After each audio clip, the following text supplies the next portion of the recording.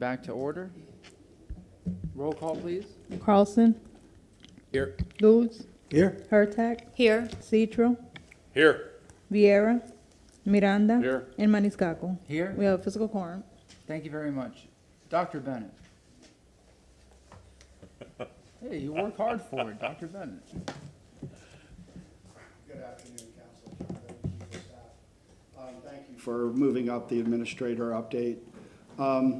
Really, on behalf of the administration, I just wanted to come in and welcome our new council member, Councilmember Hurtak, to the family of the city, and we're really looking forward to working with you. So I just wanted to take this point of privilege on that update since we didn't have anything else on the agenda, and congratulate you on your position and looking forward to serving with you. So that's all. Thank you. Thank you very much. All right, we'll go to item number 63. We do have to swear everybody in, correct, on this one, or no? Yes. Okay. To open, please. All right, if 63 and we could have, 64? Anybody here for 63 and 64, just please raise your right hand, and we'll swear you in if you're going to be speaking. Wait a second. Oh, motion to open 63 and moved. 64. Motion from Councilman Citro. Do we have a second? Second. Second from Councilman Miranda. All in favor? Aye. Aye. All right, the two cases are open. Go ahead.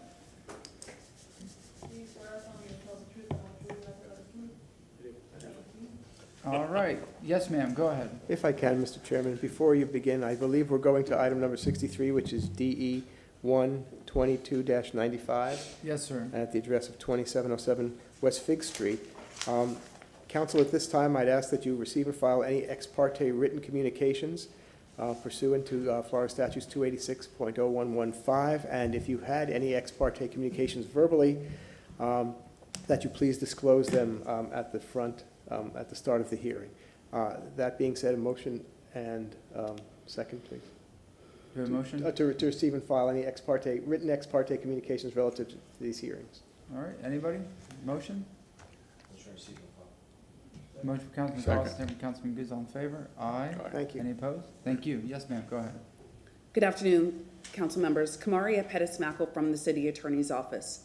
Item number 63 is a petition for review that was filed by the petitioner Joseph Gloger for the property located at 2707 West Fig Street. The petitioner filed a request for a design exception to allow vehicle access to the street in lieu of access to the alley in the rear of the property. Staff denied the application request on January 27th of 2022 on the basis that the application did not meet the following code sections, which is 27-241, subsection 2C5, and also subsection, also code section 27-60, which is the alternative design exception. I've previously provided Mr. Shelby a copy that you guys were also provided, were copies of the relevant code sections, sample motions, and the rules of procedure for this particular item. The standard of review for the petition for review is a de novo standard of review according to code section 27-61, subsection J2. That code section means that this city council can accept new evidence, take public testimony, and make your own decision on whether or not this application meets the criteria established in code section 27-241, subsection 2C5, and code section 27-60. Staff should be present to provide the staff analysis and the decision that was made in this case, and that staff is Andy Mikulski. After City Council hears from staff and the petitioner for this case, City Council can take a couple of actions. Those actions are to affirm the decision of the zoning administrator and thereby deny the request for the design exception, or City Council can overturn the decision of the zoning administrator and thereby grant the design exception. And with that, I will turn it over to Mr. Mikulski, who will also need to be sworn in if he hasn't already been sworn. Staff member.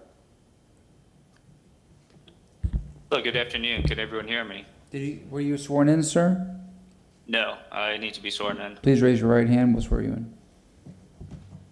Do you swear or affirm you would tell the truth, the whole truth, and nothing but the truth? I do. Thank you. Okay, may I share my screen?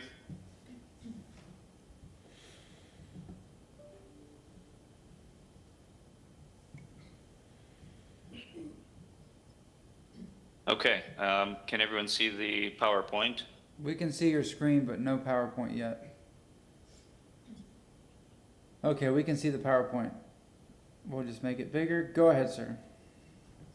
Okay, just a moment, let me, now can you see it full screen? Yes, perfect. Go ahead, sir. Okay. All right, this is DE 12295. The applicant and agent is Joseph Gloger. The property address is 2007 West Fig Street. It's within the West Tampa overlay. The request is to allow vehicle access to the street in lieu of access to the alley. Here's the subject property in red.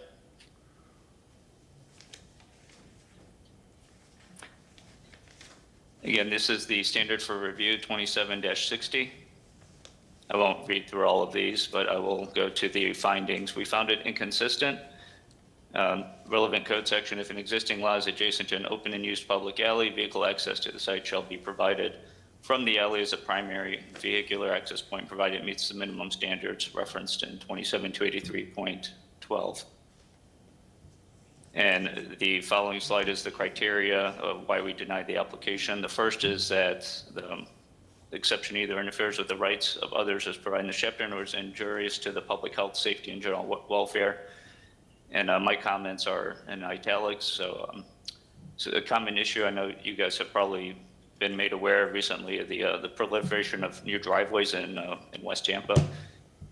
It's not a trend that's consistent with the prevailing historic development pattern, and it's not ideal for pedestrian safety as it increases the number and size of conflict points on sidewalks, and it also interferes with on-street parking opportunities, as you have the driveways, especially the double car width driveways, eating up a lot of that curb space. It eliminates the opportunity for on-street parking.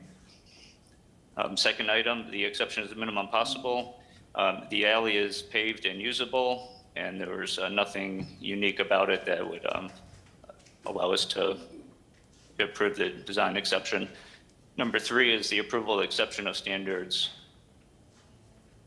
of approval is necessary to ensure the adjustment does not constitute a grant of special privileges. So 19 of 43 building permits that have been applied for since the West Tampa code, since this alleyway code was changed, have complied with the alley requirements, and I'll go into that on the next slide. There are some building permits that we did approve to not use the alley because those were determined to be non-usable. City Council has overturned one of these in the past, and some of these were also existing permit applications that were in before the code was changed. So we have had to follow through with the old design. And final item, the exception is consistent with any applicable specific plans. Again, the purpose of the overlay is to ensure that all types of new developments and major renovations are compatible with the building and structural orientation, design elements, lot dimensional requirements, and other spatial relationships within the West Tampa area. So prominent forward-facing garages are not consistent with the historic pattern of West Tampa, which was the impetus of the code change to begin with. Here's the permits that were applied for in West Tampa from about the time the code was changed for the alleyway code requirement. This was about February of 2021. So these are the permits from 2021, February 2021 to December 2021. So there have been, out of the 43, there have been 19 that have met the alleyway requirement. And now we'll go to some photos of the site. Here's the subject site, 2707 West Fig. The alleyway's in the rear behind that wooden fence. So the alley varies in alleyway right of width from 14 to 15 feet. The actual right of way, the pavement is about 9 feet wide, but it varies. It's not, as far as alleys in Tampa go, this is actually pretty good. So here's the entrance of the alley on the west, and this, and the photo on the right, I apologize. The photo on the left is the entrance of the alley. Photo on the right is about halfway down, and then the photo on the right of this screen is the eastern edge of the alley looking back to the west. And in the photo on the left, this is a newer home that was approved, and you can see that kind of that notch cut out in the fence on the left is where they are providing their required visitor spot. So this was a new building, and in order to meet the visitor spot requirement, they proposed using the alley for vehicle access. And I'll show you that here. That's 2704 West Gray, which is in the yellow, just to the right of the subject property. And here's the approved building plan, and you can see their guest parking is being met down the alley. This was before they were required to use the alley for vehicle access. However, they do have their driveways up front, but their required spot, they determined that, in this case, that the alley met that they were able to use it to meet their vehicle spot, guest required spot. And that concludes my presentation. Are there any questions? Thank you very much. Do we have any questions for the gentleman? All right, seeing none, the applicant, Okay, and I will stop sharing my screen at this moment and All go right. on mute. thank you very much. The applicant has 15 minutes to present, and then we'll take any questions after. Hello, good afternoon. I bought this house in 2017. Please state your name. Oh, Joseph Glover, Go sorry. ahead. I bought this house in 2017. I had a driveway, I had a carport, and I had every intention to tear this house down to build a new forever home because it was a tiny 2-1. This new rule change happened in February 2021 with zero notice to the community. I got no letter that this was even happening. But for me to do this design exemption, I have to go to the properties appraisal's office, send out all these certified letters, put up a sign, but I got no notice that this was happening. I had the house torn down, not knowing about this rule change, so now I got an empty lot with no house on it. And, this lot is only 97 feet deep. With the front setback of 25 feet, and a garage is typically 22 feet, am I not allowed to have a backyard? I will be the only person on this alley that has to use it. Every single house.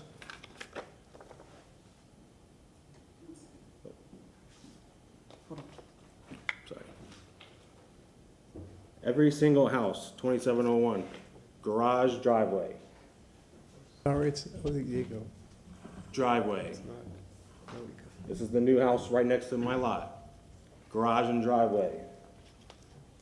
Driveway. Driveway. New house is on Gray. Garage and driveway. Garage and driveway. Garage and driveway. Garage and driveway. And then these are 4 townhomes that were built on Gray. Garage and driveway. I will be the only house that has to drive down and maintain the whole alley. He said that it's a drivable alley. I've measured it at 9 feet in some spots. My truck is 8 feet wide. How am I supposed to make a 90-degree turn into a garage? They say that's paved. Yeah, paved 40 years ago, that now it's not really drivable. Can you drive on it? Yeah, but you have no room if, someone dumps something down the alley, which is a constant, there's debris everywhere. So now I gotta get out of my car to move this debris, and where do I put it? I'm a firefighter. I'm gone 24 to 48 hours at a time. I do not feel safe with my wife only having 2 means of egress. One of them can be blocked because people are dumping mattresses. That was a couple months ago. I mean, yeah, it's just a tiny chair, but when you have a big vehicle, how do you have room to get out of your car now to go move that chair? My wife goes to work at 6:20 in the morning. It's pitch black. Would you feel comfortable letting your wife or driving down that alley early in the morning? I talked to the one neighbor. He said 2 alleys back, homeless people had set up a tent camp in the alley.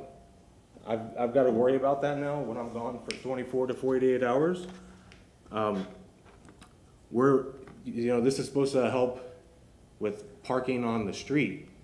giving me only 2 spots. It's a 4 to 5 bedroom house. Where, when my daughter gets older, where's her car gonna go? With only 2 spots now, she's gonna be parking on the street. When I have family over, my wife's mom is about to retire, lives in St. Louis, and going to start spending months down here at a time because we just had a baby. Where's she gonna park? She's now gonna have to park on the street. My truck's gonna be on the street. This is gonna add way more clutter on the street than if you just gave me a driveway. There's, I think only one house has a piece of sidewalk. There's no sidewalk, so there would be no sidewalk I'm blocking. I can fit 4 cars and still put a sidewalk and it won't be blocked.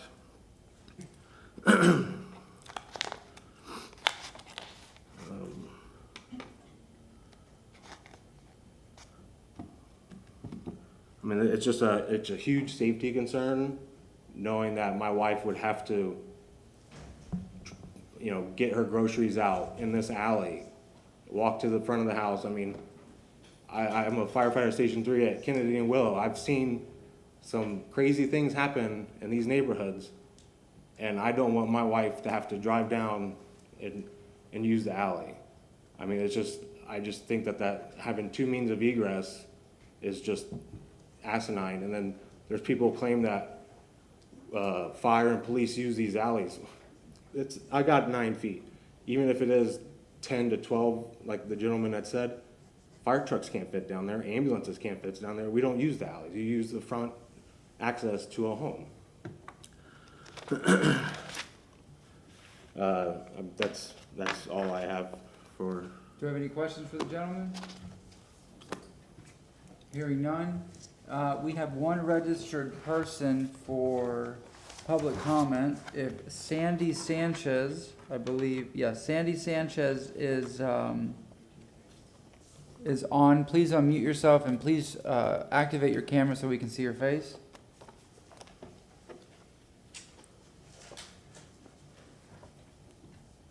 Can you hear me? Yes, ma'am. Can you turn your camera on? My camera is showing me. Okay, let's see if we change the screens here and, yes, ma'am. Okay, Oh, and we need to swear you in once your camera comes on. Is it on? okay, No? can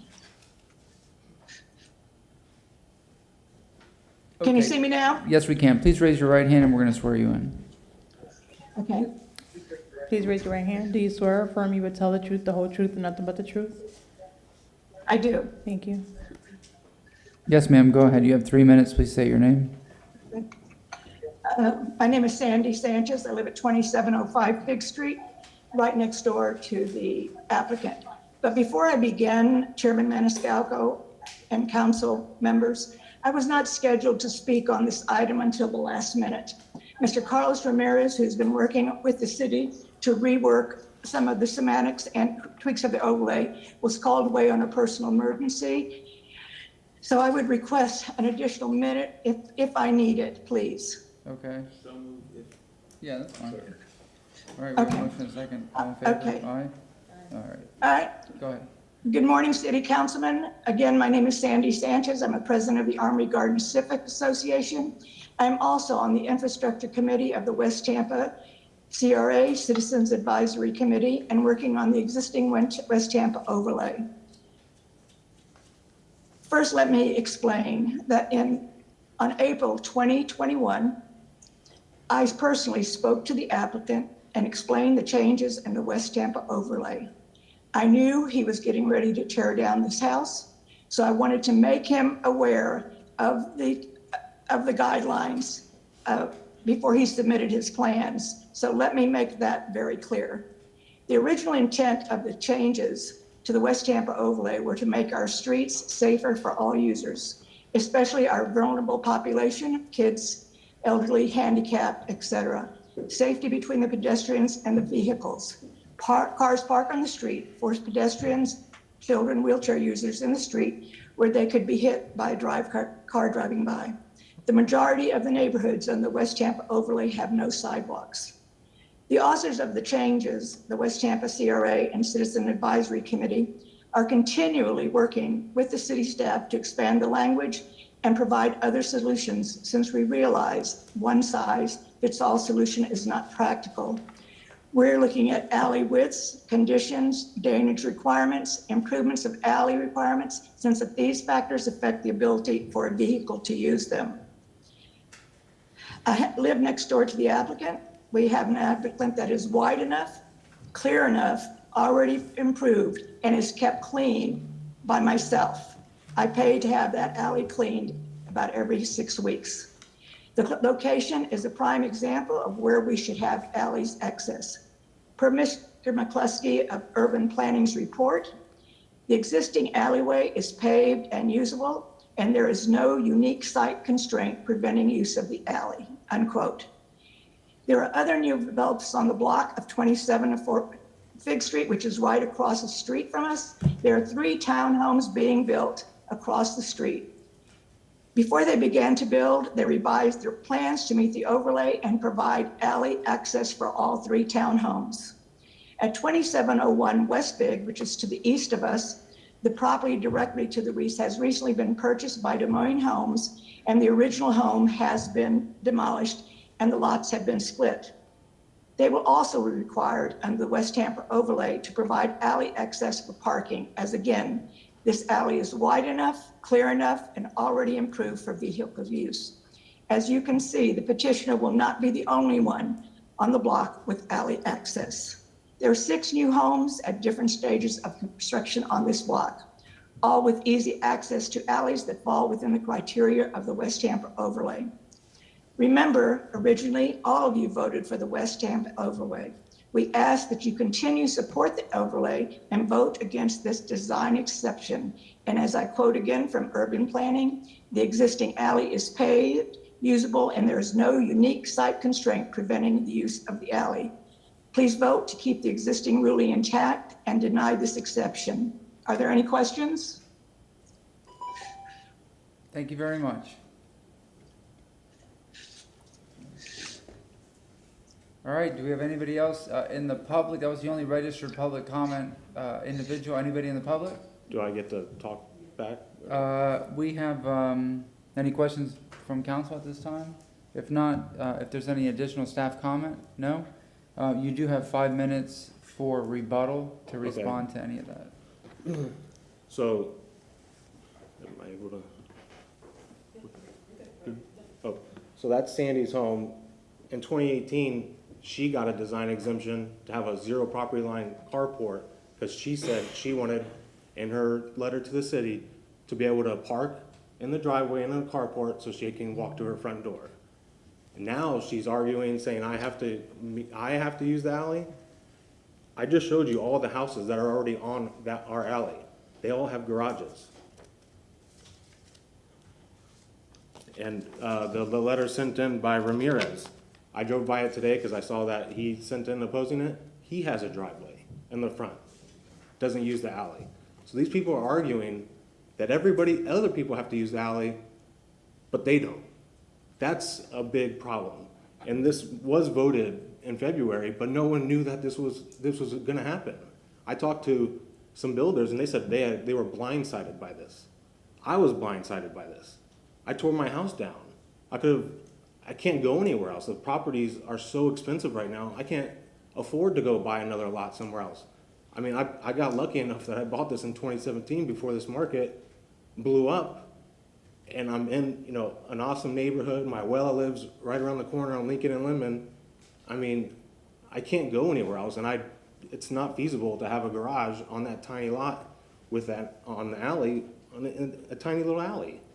I mean, when I talk to people, they're like, how can they make you use the alley? That is, before you could choose to use the alley or not. That's the perfect setup. Why force people to have to use an alley? I mean, this is financially killing me because I ordered windows back in October thinking that I was gonna have this house because they're 6 to 9 months out. I have $22,000 of windows that just got here. Now where do they go? Because now they're gonna say I can't use this house, so I have these windows that are for a house I can't build. So this has caused my family some serious heartache. And this is, you know, life-changing for me. I'm not some mass builder trying to come in and, you know, change a rule. I was in this house before the rule changed. I had a carport and a driveway. I should be able to continue to have front access. And they say keep cars off the street. This is gonna put more cars on the street. When you only can park 2 cars in a garage, I mean, these houses are 4 to 5 bedrooms. That's 4 to 5 people, 6 people that can drive a car. Where do their cars go? There's no driveway, only a 2-car garage. They're gonna be in the street. Now our streets are gonna be really overrun with all the parking on the streets. That's my rebuttal. Thank you very much.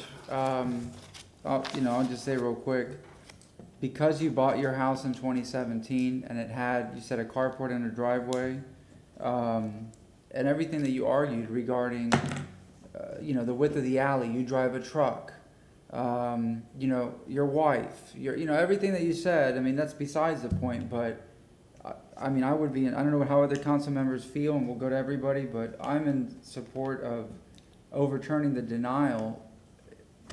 You've already proven your point, and I can sense your frustration, and the housing market is, ridiculous. I can't say, oh, sell the lot and buy something else, because what is a lot? If you can find a lot, what is it gonna cost? And that's what Sandy has told me. She goes, why don't you just go buy somewhere else? It's like, well, no, I bought this house now, like. No, more importantly is that you bought the house in 2017 before these changes were implemented, and that house had a carport and a driveway. So, I mean, I just, I understand, we changed the rules and whatnot, but, we should make an exception here, because you've been invested 5 years and you're waiting, and, it's, I get it. So, do any other council members have any concerns or questions? Should we make the motion first, then have discussion? No, we close the public hearing and then the motion. Okay. So may I have a motion to close the public hearing? So moved. We have a motion from Councilman Citro, second from Councilman Goods. All in favor? Aye. Would anybody like to make a motion at this I point? will, if you do not mind, Mr. Chair. Go ahead, sir. In item number 63, DE1-22-95, I move to overturn the zoning administration's overturn the zoning administration denial for design exception on this case.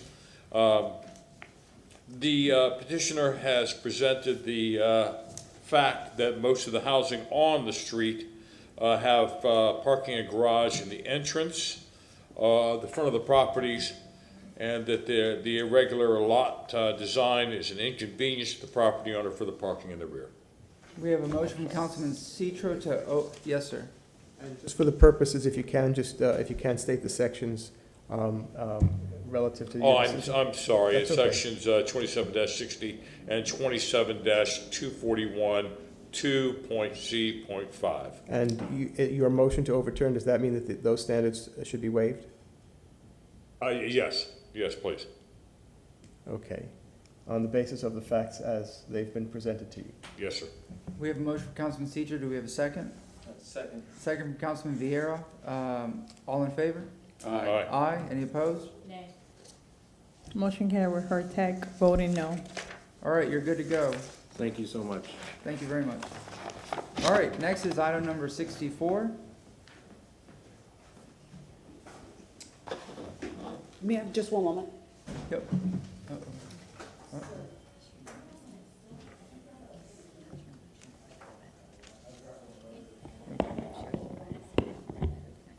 Barranquilla. Barranquilla. There's an event tomorrow. Yes, ma'am, go ahead.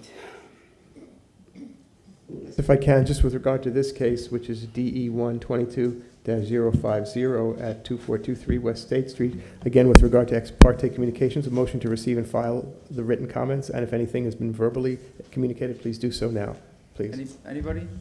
Okay, No, we have a motion to receive and file. moved. Motion from Councilman Miranda, second from Councilman Citro, all in favor? Aye. Yes, ma'am. Good afternoon, Kamaria Pettis-Mackel from the City Attorney's Office. I'm here on item number 64 for a petition for review that was filed for DE 122-50 for the property located at 2423 West State Street. The petitioner for this case Well, the agent representing the petitioner is Bryant Donovan. The property owner requested a design exception to allow vehicle access to the street in lieu of access to the alley in the rear of the property, and to have floor height less than 24 inches that are required by the code. Staff denied the request for the design exception on January 23rd of 2022 on the basis that the application did not meet the code criteria in section 27-241 subsection 2, C5 and C7, additionally code section 27-60. I've previously provided City Council the relevant code sections, a sample motion, and the rules of procedures relevant to this case.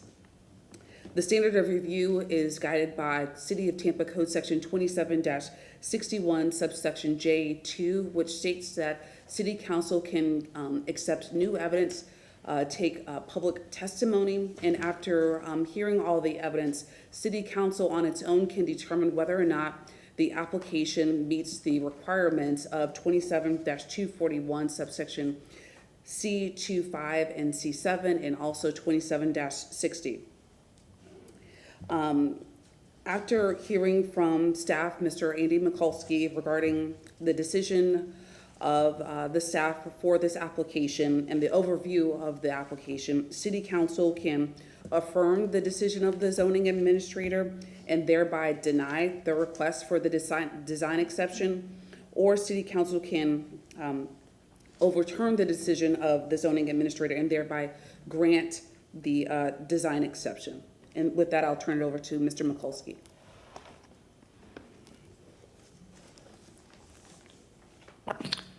Okay, Andy Mikulski, Urban Design Coordinator. May I share my screen?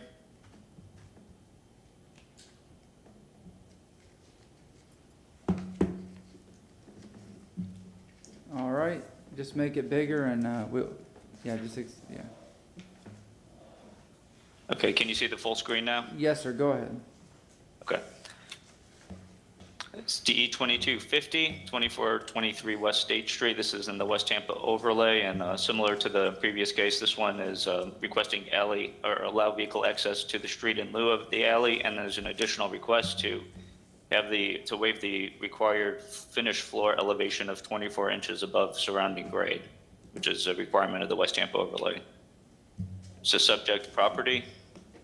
In red, it's 1 block east of Tampania. Again, the standards of review, I won't go over these, and our findings is that it's inconsistent based on if the existing lot is adjacent to an open and used public alley, vehicle access to the site shall be provided from the alleys as a primary vehicular access point. And also inconsistent with the second request of the floor height, which is, I'll read that, this is straight out of the code. The intent of requiring an elevated finished floor for residential development is to encourage compatible design with the historic housing styles, which are characteristics of the West Tampa community. The finished floor height of all new single-detached, single-family, semi-detached, single-family attached, and multifamily residential structures shall be a minimum of 24 inches above the finished grade measured along all sides of the structure. Both requests were denied by staff as the alleyway was determined to be open and used, and there was no compelling site condition to reduce the requirement of the 24-inch finished floor elevation. And again, the findings, it's again, the proliferation of new driveways and double-car driveways is detrimental to the pedestrian safety and increases the number of conflict points on sidewalks and to-be-built sidewalks. And while we know that there is a lack of sidewalks throughout the city, especially West Tampa, we expect that with the recent sidewalk changes that we are going to be building a lot more sidewalks. So, and again, it's to also preserve the on-street opportunities for on-street parking. So, and point number 4, the exception is the minimum possible. The existing alley is paved and usable, and there are no unique site constraints that prevent compliance with the code section, and there's also no unique site topography issues preventing the required 24-inch finished floor elevation. Point number 5, the criteria. Again, this is same as the previous case. 19 of the 43 building permits complied with the new code requirement for the alley to require alley access. We haven't had anyone request to waive the 24-inch finished floor elevation. So this is, there's nothing to compare it to. And the last point is that the exception is consistent with any applicable specific plans. We have the purpose of the overlays to ensure that new development is compatible with existing, the historic pattern of West Tampa. And prominent forward-facing garages are not consistent with the historic pattern, and slab-on-grade construction is also incompatible with the historic pattern of West Tampa. All right, Councilman Gooch. Again, My question, and Marty, you tell me if I'm going on a trip. Ms. Maniscalco? Ms. Maniscalco? Question for you.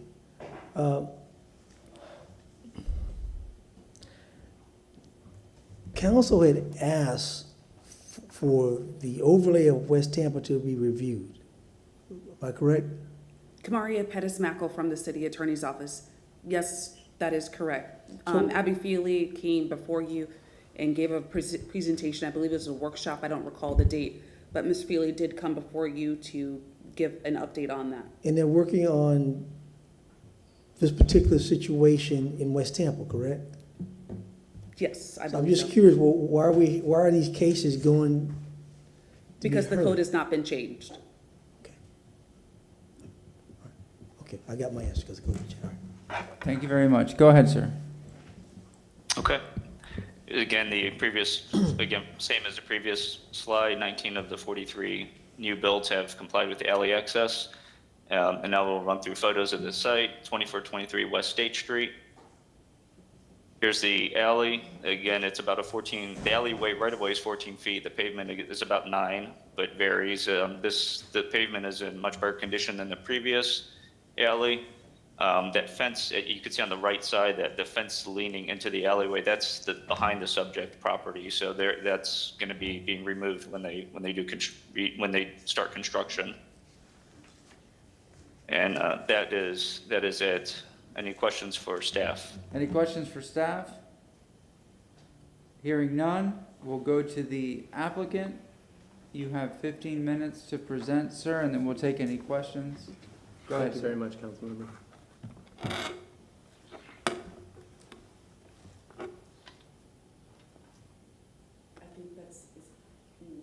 I hope so. Can the council see my screen? Yep. Perfect. Basically, council members, we're here on a similar issue to the last application. Wait, state your name, Oh, I'm sir. sorry. Bryant Donovan. My address is 301 West Platte Street, number 216, Tampa, Florida, 33606. I represent the applicant. At the time of this application, it was Maestra Vida Incorporated. It's now Sandra Santos. She's the record owner of this parcel. It's 2423 State Street. You can see the design, the proposed design that's been, Ms. Santos has been eagerly waiting for construction, absent this issue. Now, prior to getting before City Council, the 24-inch design exception that's been essentially withdrawn by the applicant. We're not pursuing that. This is solely on the alleyway issue. And the reason for the alleyway issue that we take particular issue with is the fact of, I'm sorry, I'm trying to go to the next thing, is the fact that this alley access provision is too broad and too inclusive. The City Council has dealt with this on a number of occasions. In fact, as far back as October, Councilmember Miranda cited to the need for this historic use. The historic use of alleyways in the West Tampa overlay has been for library and service. Mr. Miranda went through a great discussion about how that's where folks used to get their trash cans. That's what this use was. It wasn't ever proposed to have main access to a lot go through the alleys. Now, this lot in question that we're looking at 27241C25, if an existing lot is adjacent to an open and used public alley, vehicular access to the site shall be provided to the alley as the primary vehicular access point. It's our contention that this alleyway is not open and used in a manner consistent with the building plan. In looking at the overlaying area, and I've got a number of aerials, hopefully this is clear enough. I've tried to make it as big as I can. you'll see a big red placard, that's 2423 West State Street. When you look to 2425, 2421, 2119, the entire surrounding neighborhood all uses State Street or Cypress Street as the primary modes of vehicular access to the property. In fact, in looking at the back through the alley, you see a number of fences. This alley is, on plat, 14 feet wide. We've got photographs, and it may be hard for the council to make out, but you should see a tape measure that's in the middle of this alleyway. The applicants have actually measured a portion of the alley. This measurement was 7 feet 1 inch. That's significantly below the 9-foot threshold. It may average that, but this is directly behind the parcel. Now, understanding what Ms. Santos will have to do when she pulls into her lot, she's going to have to, if the council upholds this and does not overturn the design finding, she's going to have to make a 90-degree turn through essentially a 7-foot alley to get access to this property.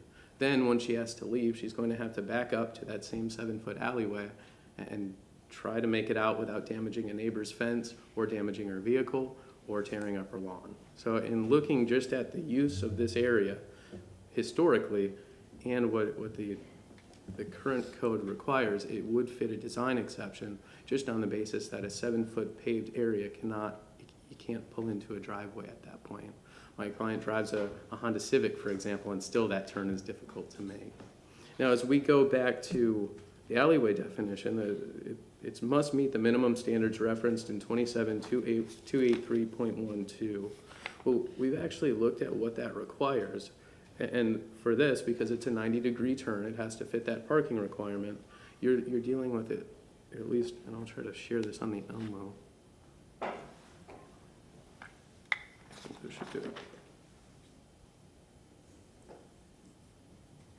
This is the off-street parking space standards that would be required under 24C, the alley access provision. Because it's a 90-degree turn, it would require an aisle width between stalls of 24 feet. You don't have that within the alley. So just based on the alley requirement, it doesn't meet the minimum standards as required by its own code. So because of that, it's another grounds we're asking for the design exception. Now, we've gone to, we pulled, and these images are all from Google Earth. We also pulled just straight images. This red roofed building with the white frontage, that's the subject. That subject parcel will be torn down and replaced with our proposed design. The neighbor to the left and to the right both use street access. In fact, the yellow newer construction home utilizes a U-shaped driveway, which it accesses the street not in one point but 2 points. We've gone even further than that, though. Not only does the entire neighborhood use the streets, they use all the streets, they actually support Ms. Santos, her proposed design exception. She's gathered 13 signatures from the surrounding neighbors that say they're all agreeable, and this is attached to our petition that was filed ahead of today for the design exception review. These are all of her neighbors. You'll note 2421 State Street, 2425 State Street, 2422 State Street, 2424 State Street. All of the neighbors in that neighborhood actually support the design exception by continuing the historic use of using the street and utilizing that street to have access to the front of the property. As the prior applicant indicated, these alleys are too narrow for fire departments. They're too narrow for anyone to use from a public safety standpoint, and that's part of what the West Tampa overlay stands for. It's designed to increase safety and further that end. If the police aren't expecting to go down an alleyway to access someone's home in the event of an emergency, now you're having essentially emergency services enter through the rear of a building if this design exception is not granted. Requestfully, I'd reserve the rest of my time for rebuttal. I believe there's a public comment that may be... Yep, you still get rebuttal anyways if you stay within your 15 minutes. Do we have any questions for the applicant at this time? Nope. All right, thank you very much. Thank you. For public comment, do we have anybody here to speak? If not, I know Ms. Sandy Sanchez is also registered for this item. All right, I see no one here in the public. if we can go to Sandy Sanchez, you've already been sworn in, so just turn your camera on and please state your name. Yes, ma'am, go ahead. Okay, just give me 1 second. Okay, good morning, City Councilman. My name is Sandy Sanchez. I'm the president of the Army Garden Civic Association. I'm also on the Infrastructure Committee of the West Tampa CRA and the CSA, and working on the existing West Tampa overlay. The original intent of the changes to the West Tampa overlay were in part to make our streets safer for all users, especially our vulnerable population. Although it may seem like it's not a big deal, blocking the sidewalk forces pedestrians and children's wheelchairs to use the streets. The majority of the neighborhoods under West Tampa overlay have no sidewalks. When I first glanced at Mrs. Santos and contractor Cologne's plans, I thought another contractor that is not following the guidelines of the West Tampa overlay. There was no alley access. Then I looked again. He designed the driveway so it is more than 35 feet long and the garage is further back on the property. Plenty of rooms for cars and sidewalks. As I said before, the authors of the changes, the West Tampa CRA, are continuing to work with staff to expand the language and provide other solutions, since we realize a one-size-fits-all solution is not practical. We're looking for different options. Mr. Cologne, the contractor, thought out of the box and has given us another option. While this alley is clear and wide enough, we feel that he has fulfilled the intent of the West Tampa overlay by creating this long driveway to keep the cars off the street. I personally commend Mr. Cologne for studying the overlay and designing a home that appears to fulfill the original intent of making our streets safer. If there are no other exceptions to be considered, and if the driveway is at least 35 feet long, as it appears on the plans, I recommend that you allow the design exception for the property at 2423 West State Street, but only under those exceptions. And I'd like to add a couple of things. Gentlemen, when the applicants apply and they show the neighborhoods, these houses were built in 1930, 1940. Of course, we all have front driveways because that's the way it was built back then. The older homes have the longer driveways, and it doesn't have to be a problem. It's the newer homes that give you the short driveways that cause the cars to stick out, that there's no room. So when you are listening to these applicants that come in, please take into consideration that while they're talking about they're the only people that are going to be required to have an alley access, they're also the only people on the block who are going to have a 2-story house, which is also different. So I ask that you recommend that you allow this design exception. Thank you. Thank you very much. That's our only registered speaker. Do we have any questions from council members? No? Yes, ma'am. Before the rebuttal, sorry. Kamaria Pettis-Mackel from the City Attorney's Office. I provided the sample motions, but based upon the agent's presentation that they are not going forward regarding the floor height, and if you can just confirm that on the record, then for the sample motion, if City Council could withdraw that code section as a consideration for the motion. And that code section specifically is 27-241 subsection 2C7. That's The one that says alley access only, correct? alley access is 27-241 subsection 2C5. Okay, so we're to eliminate that from the motion. Eliminate C7. Okay, C7, okay, I'm sorry, all right. And if you could just confirm that on the record, please. And yes, if I wasn't clear before, we are withdrawing the 24-inch grade requirement, the C7 exception we're withdrawing that. Okay. We're only proceeding under the alleyway exception, which, thank you, Ms. Sanchez, for her support. All right. Any all. questions at this time? Do you have anything else you'd like to add, sir? I would note, because it was alluded to, Ms. Sanchez indicated that the driveway does have a 35-foot setback. It can actually fit 4 cars, which is different than most designs that we'll see through the West Tampa Overlay District. With room for a sidewalk. It's far enough from the setback to allow pedestrian access as well. Okay. Thank you. Anything else? That's it. Move to close from, motion to close from Councilman Good, second from Councilman Citro, all in favor? Aye. All right, what is the pleasure of council?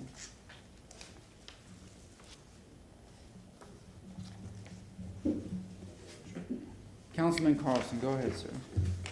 And City Attorney, correct me if I missed something, but I'd like to make a motion to overturn the zoning administrator's denial of design exception application DE 122050 because the applicant has met the necessary standards. They have provided, in addition, they provided sufficient space for cars and also pedestrian access and accommodating an older home. We have a motion from Councilman Carlson. Second. Second from Councilman Citro, all in favor? Aye. Any opposed? All right, Thank you. you're good, thank you very much. We're gonna take a 5-minute recess so we can get staff and everybody else situated before we continue with the agenda, and then we'll be back, thanks.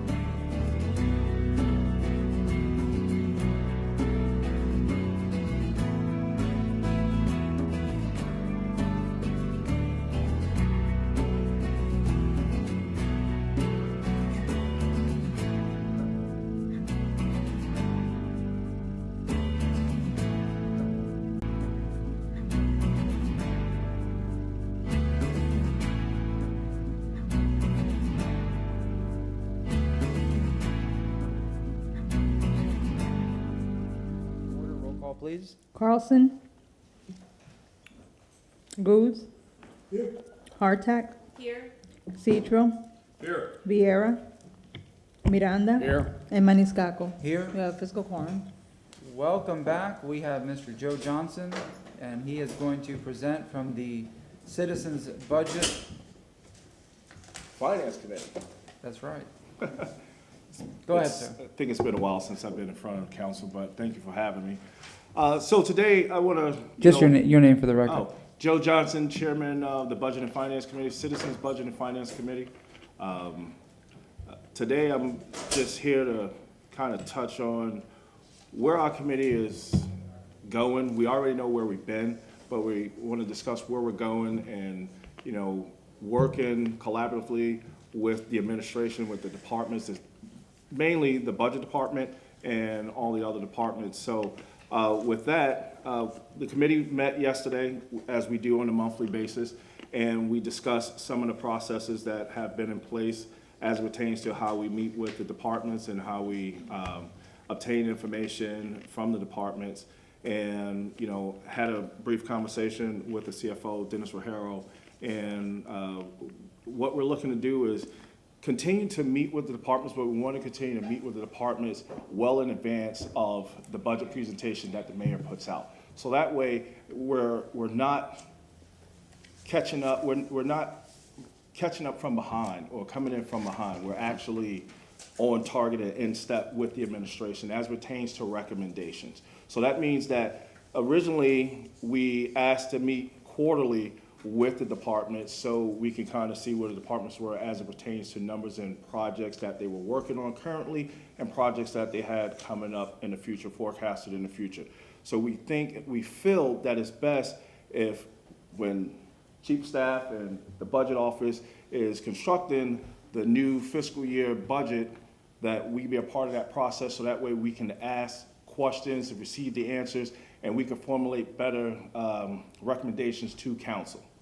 So I feel that myself and CFO Rogero, we're on the same page with that, and I think that with some of Mr. Shelby's input and also Mr. Massey, I think that everybody is aligned. But I did have a question because I don't want it to be any confusion. I know there's a resolution that was put in place that formed this committee back in 2008. But today, this current council, the question is, what is the expectation of this council as it pertains to the budget and finance, the Citizens Budget and Finance Committee? What is your expectations of us as it pertains to this process? That was a question that came up during our meeting yesterday. My question Councilman is to myself is, what are the expectations, sir, Mr. Johnson, of yours committee when you first took it in? I mean, I'm not against anything or for anything at any time, but the Finance Committee has always received standing reviews, not from us, but from other agencies throughout the course that I've been here. So what are we looking for, I guess your question is? Correct. And I'm looking for it. We've had internal auditors, we have external auditors, and they've never found a mistake at all that I know of anyway with the system that we have in place. So I don't know what your committee wants or what you're looking for. That's what I'm asking you. Well, again, when you look at the resolution was clear as it pertains to the function of this committee, and that is to look at the budget, look at the budget and meet with the departments and make sound economical recommendations to council. And I think that over the past 2 years, and no slight to my predecessor, but I believe that over the past 2 years, under my guidance as chairman, we've done that. But in doing so, I like to say I'm a straight shooter, you know, some people, they're for it, some people, they are not for it. So again, this is a council committee. That's why the question is raised. What is the expectation? Are we to stick with the resolution and do just that, or are we to alter it in another way and move in a different direction? So that's, I'm clear on the resolution, but listen, I'm either there's like been, or dislike it, and it doesn't bother me either way. yeah. But I think moving forward, not think, but feel moving forward, we sat down, the administration's been great. They've allowed their department heads to come and meet with us. Sometimes it could be a little heated because we're trying to get information and, some people like it, some people don't. But at the end of the day, I think that we've accomplished a lot of great things. This committee, council, and also the administration. There's some things that we, can improve upon. And I think that's why we're here today, to make sure that committee, council, administration, or administration, council, committee, we're all on the same page. And, we understand that go ahead, And sir. I'm not trying to question you at all, but what is it you just said about improve upon? What is it you think you can improve upon? That we can improve upon? Yes, sir. I don't think that the committee, has things that need to improve upon. I think just the process of understanding and of what council and the administration is looking for. Though, when I reference improve upon, that's what I reference. Because there are times where there is a disconnect. And there's a disconnect because of the information that we obtain and then that we convey. Some people may like it, some people don't. So we want to make sure that we are doing exactly what council expects of us. So we just need to improve upon the conveyance process and the receiving process. So that's what I'm addressing. But again, I've had the conversation with the CFO, and I think that moving forward, I think the train will continue to move in the right direction. And we understand that sometimes we're going to agree to disagree, but it's nothing personal. It's policy. I'm not a personal type guy either. If I gotta say something, I say it, no matter what happens, how it falls, to the left or to the right. Yeah. Even if it falls in the center, I'm happy. I'm happy either way, as long as things are growing in the process of getting the betterment for the city and the taxpayers. Correct. So what I'm saying is, I still don't understand, I understand what you're saying, but in putting into the conceptual concept of what's going on, have you found anything at all that is against any measurements of financing irregularities? Well, Councilman Miranda, I believe, a couple of months ago, there was a memo that was written based on information and having a meeting with a certain department, and it ruffled a little feathers, okay? We have yet to really discuss that. So right now at this meeting, I will not discuss that, okay? I will like to sit down with the chief of staff and the chairman of council and also the CFO and review it, because maybe there's an explanation for it. I think that's the right way of doing it. I believe that's the right way of doing it. Mm-hmm. Thank you very much. Thank you very much. Councilman Seacher, then Councilmember Goods. Thank you. Going back, you said you wanted to be part of the process, and that's what the advisory board is part of the process. But going to what your statement was, you want to be part of the process. Are you talking about the actual making of the budget? Or are you talking about the process that when the budget is finished, your committee overlooks it, and then comes back and reports to us to see if maybe we're wanting to add something or detract something from that budget? Which part of the process are you talking about that you want to be more involved in? So in order for us to make sound recommendations to council, in years past, we've always met around May or June. And at that time, the budget is pretty much constructed. Am I safe to say that, Chief, or? A little early, okay. So once the process starts, we're really not seeing what is actually in the budget, okay, what the numbers are that the administration is asking for until after the mayor presents. So once the mayor present or have presented in the past, then we take a look at previous year's budget and we look at what the new fiscal year budget is going to be, and then we sit down and we discuss prior fiscal year budget and upcoming fiscal year budget and try and make the best decision possible as it pertains to recommendations. So what we're asking is, on a year-over-year basis going forward with this committee, whether I'm on this committee or whoever's on this committee, the right thing to do is to kind of be involved in somewhat of that process. And that's where meeting quarterly or monthly with the departments, just to kind of see where they're at with their numbers currently and what their numbers are looking for coming up. So every year, go ahead. The process in which you're talking about is you, the citizens. Correct. Advisory board wants to be in part of the process of creating this budget. No, we don't want to be a part of the creation of the budget. We just need to have a better understanding as to, so when you look at a budget from a business perspective, you're constantly monitoring your balance sheet every year, every month, right? So basically every earmarked dollar that the administration has earmarked for a project or for a contractual service or whatever services is out there, you still have to account for where that money is going and what's coming in, right? So next year, you know exactly where you need to set your budget levels at, okay? So the Budget and Finance Committee, when I look at the scope of, when you talk about budget and finance, you're looking at numbers, you're fiscal hawks. Your job is to monitor the funds and make sure that either we are on target, below target, or above it. And if you're above it, what is the explanation of it? So we don't want to tell the administration what to do. We want to look at where we're at so that we can make the sound decisions as pertains to the economics of your decisions when it comes to approving that process. My next point, at what part of the process is your board going to come back with the advisors that we selected to your board, going to come back and say, councilperson, what do you want to see done with this budget? Is this going to be after the budget? Is this going to be during the process of the making of the budget?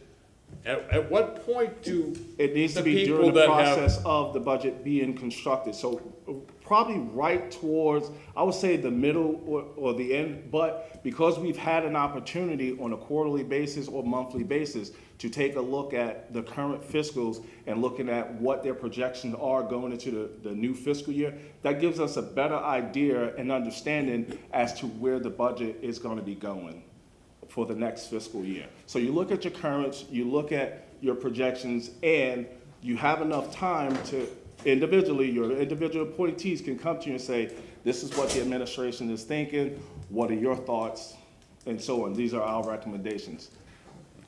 Did I answer your question? yes and no? Okay. Councilman Goods. Well, I know there have been some good people that have worked on this committee. What I can say, Mr. Johnson, from what the community has said, I mean, the broad whole spectrum of everyone in the city said, you've done a hell of a job for 2 years, my friend. Thank you. And that's what the people say, who are watching. Not just because I selected you to be on that committee, but what the people say. I know you're a finance guy. I know you're a money guy. That's why I said to other council when I was chairman, you need to have people on that board, not just because of a friend, but people who know money, who know budgets. Just having somebody on the board who don't know how to do spreadsheets or don't know how to really organize money, it wastes the time and wastes the time of the committee.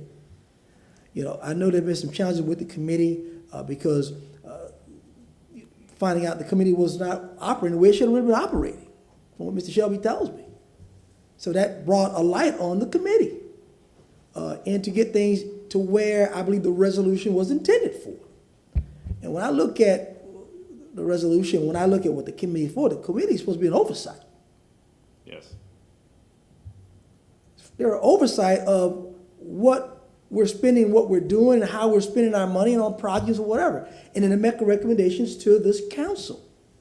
And then as this council, we look at what the Budget and Finance Committee has advised us, because we don't have staff to go over and see what Mr. O'Harrell's doing, what the Chief of Staff is doing, what anybody's doing in the city. We don't have that staff. Like other agencies may have a staff that can give us information and say, well, they're doing this, but we don't agree. But even the charter says we should have an auditor, an analyst, whatever. I mean, a budget analyst. It says that so we have been following our own charter about not having that person to be able to tell us in the operating sense and knowing what we need to be doing and what we don't need to be doing. So by mayor alone, we're violating our own rules. That needs to be addressed as well, because that's what the charter says. When I look at oversight, I look at the budget, the finance committee, to be able to talk to department heads when they have the meetings, whatever, if something's not right, when we say, we believe this should happen, we believe that it may be out of balance. They may be doing a great job and get awards and everything, but still sometimes internally we can do things a little bit better. Because you might be doing things way better than other people are. You get your work because you're doing things better than other people are doing. That's the way things go. I believe we do got a good finance department, but again, the way I look at it and the way I see it is it's a resolution, and that committee is an oversight of the city and to give recommendations, sound recommendations to this council for us to support or not support. So that's how I look at it. I want to get your take on what I just said, but that's when I read it, that's how I take it, sir. I mean, when you read the resolution is very clear. I mean, I've read the resolution, probably about 10 times. I've also looked at the ordinance as it pertains to the budget, as it pertains to council basically being in control of the budget until you approve the budget for the mayor to operate for the upcoming fiscal year. Everything you said is correct, but I think that, there's recommendations at times that this committee has made to council, and council itself has overlooked. And I'll just give an example. This city is growing. It's growing tremendously. The census said the city's growing. It grew 25%. But if you look at the continued development of the city of Tampa, Hillsborough County, census data, it came, it's posted, but the city's constantly growing. So it said we grew 25%, but I can tell you, if you just look at it, we're probably at about, I'll say 37 to 44%. With that, we talked about just what you said, making sound recommendations, and one of the recommendations that we made was an expansion of city council's budget. We recommended it as a committee. There's another thing. There's a few other things that we recommended, but it's up to this council to listen. You can have the committee, but when the committee members make their recommendations to council, sound recommendations, it's up to you to really digest it and discuss it amongst council members and either say yay or nay, instead of just saying nay in the spur of the moment. We recommended that your budget be expanded, and in the spur of the moment, there was a few councilmen who said, absolutely not. So when I asked the question, what is the expectation of this committee as it pertains to the Budget and Finance Committee, I asked that question based on past recommendations that we've made. Recommendations when it comes to spending money, everyone approves. Recommending certain, on certain items, it's been nay, without really taking into consideration and viewing why we made those recommendations or have asked those questions. Why do you feel the need to?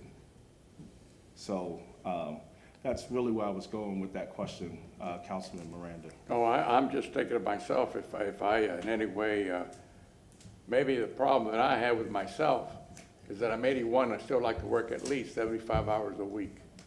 And I like to give whatever I have to society and to whatever I can afford.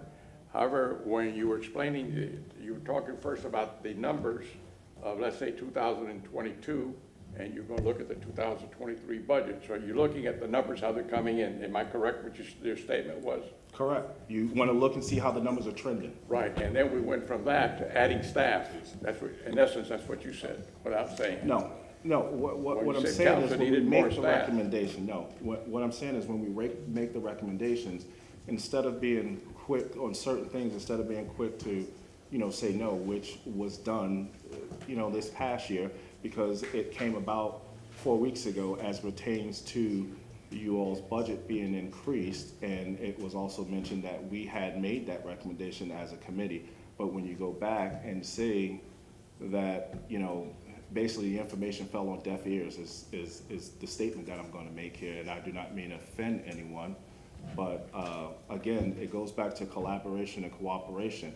You know, we are here as appointees and as volunteers to do a job that basically the city ordinance and your resolution said, or the ordinance says that you should have a budget analyst to do all that. But instead of having a paid budget analyst, you have an advisory committee to basically fill that role of that budget analyst. And if we were a staff member of city council, would you have listened to what that budget analyst said versus listen to currently what you have in place, which is your advisory committee? Well, I agree with you. At the same moment, I'm hesitant to say that you're 100% correct. Because We even agree if to we disagree. hire a budget analyst, like you can agree with me, and can feel the same way, and I appreciate that. Even if you hire a budget analyst, that doesn't mean you have to agree with everything he or she says. I agree with you. And so I want to make it clear that just because you have someone, you don't have to take the advice to anyone, including myself, to myself. Thank you. Thank you very much. Councilman Carlson and Councilman Bureau. Thank you, sir. I want to compliment you also. I've heard a lot of compliments about you and the committee and the community, so thank you for what you've done and everyone else done. I mean, I read the charter again last night. Clearly, it shows that we have approval over the budget, and the mayor presents the budget, and we approve it. But I don't believe the charter was ever meant as a rubber stamp, and we shouldn't be seeing the budget at the last minute and approving it without knowing what's in it. I think just the summary last year was like 138 pages, which I think we all read, but the longer version was like 1,000 pages. And so having a second set of eyes to look at it is helpful, and also all the meetings that you all have. So there are three things that I think this committee should do. One is to be a second opinion. Second is to find ways to save money.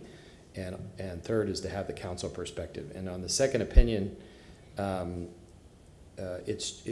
we're presented by staff, but it's great to have volunteers, especially with expertise like yours, to look at it and just tell us what you think. You might see things that we didn't see, and you have. And also you are able to get much more in-depth briefings and committee briefings and everything. Number two is ways to save money. You all found some ways to save money that you suggested, and it's not, and any administration should not take that as critical. It's just additional feedback. Clearly from the discussion we had last week, we need to put some parameters around the CC&A process. Hannah Avenue should have been put out for bid, and that's something. Who knows how much we could have saved? Millions of dollars probably. Toilet tap. If we don't do that, we'll save billions of dollars. And so, there's fiscal impact on all these things.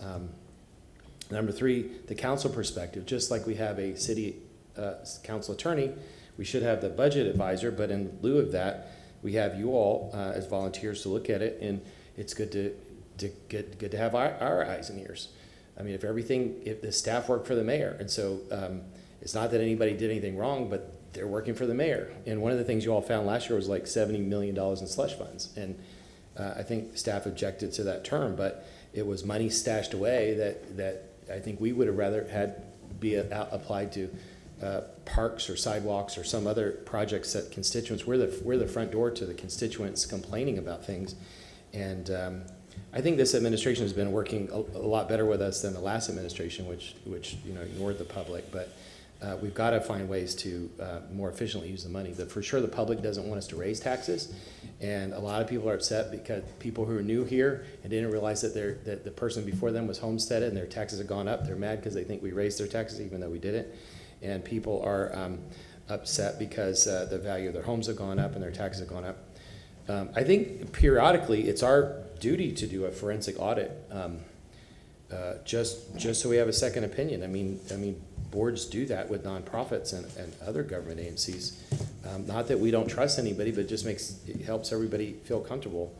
Last thing I'll say is that since City Council has the final approval on the budget, one of the questions every mayor asks is, they come to each city council member, at least 4, and they say, what do you want? what do you want for your district? And the answer to that question for every city council member should be nothing.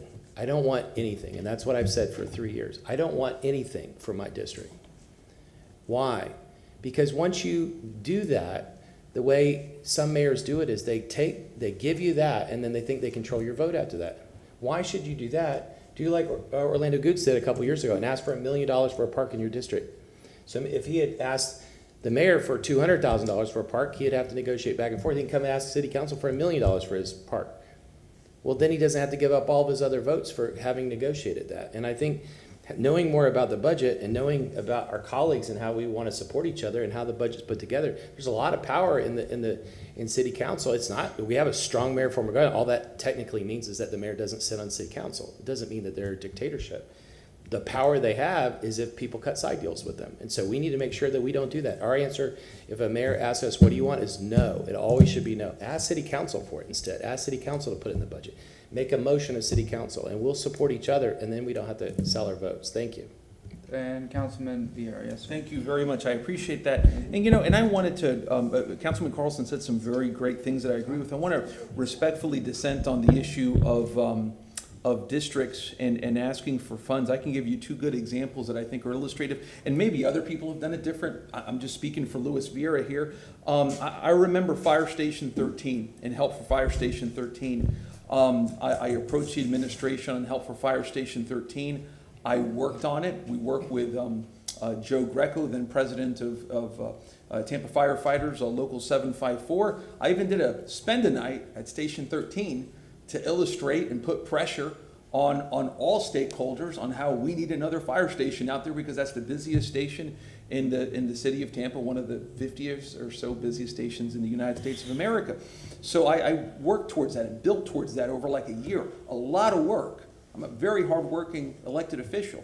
You take another one, the Disability Park. That started back in 2017 with Bob Buckhorn, when I said, hey, look, I'd like to have $50,000 in the budget for design for that park, and then I'll leave it to the next mayor to work with it. We got that in, didn't get in the budget in 19, got part of it in 20, part of it in 21. Took about 4 years of lobbying. I never traded votes. It was something from my heart. And you know, two of the big issues I care a lot about are first responders and disability. So again, you know, there are different ways, and nobody's right, nobody's wrong, but just my way, I guess, if you will. So in that regard, but I also wanted to agree with what a lot of folks said, including Councilman Carlson, Goods, and others, about the work of y'all's committee, that you work a lot, obviously, and correct me if I'm wrong, you don't get paid, right? That's correct. And it's obvious that you put a lot of time into it, so I think that's a good thing. Without a doubt. You know, I remember one time, and to illustrate the view that I think of this committee should be doing, you go back to our discussion in 2017 on the millage. Your committee, you weren't there, had recommended, I think it was a 0.9, raising the millage. We wound up raising it 0.475, I believe it was that year, by one vote. It was a 4-3 vote. So, you know, this committee came out, we tasked them with the duty. What do you think about this when it pertains to future revenue? You all came out with a very controversial position that, by the way, no one on council ever adopted. I think we began with 0.6, I recall, if memory serves me right. So it is up to y'all to go out there and be tasked with things. One thing I would love to see y'all to do, consistent with what I said about public safety, is about how do we get money in the budget through various means for our public safety needs. You spoke very well about the fact that we're a big growing city and whatnot. We have obvious challenges in North and New Tampa, continue to have challenges in East Tampa. West Tampa, with all that workforce housing, continues to grow. We're gonna need more fire stations and police officers out there. Downtown Tampa, you see all the growth we've had in 10 or 12 years, no new fire stations there. So the issue is, how are we gonna build that bridge financially to paying for the things that we need, not that we want. There's a lot of things that are wants that we need. So maybe that's something that y'all could work on, I would suggest, which is to look at public safety and to look at how to fund that in the future. What can we use for that? So, you know, so in other words, to the extent that people may disagree, because I did not support the idea of additional funds, how much were y'all asking for city council? We weren't asking for it. We looked, recommending. So let me touch on what your statement, Council Beer.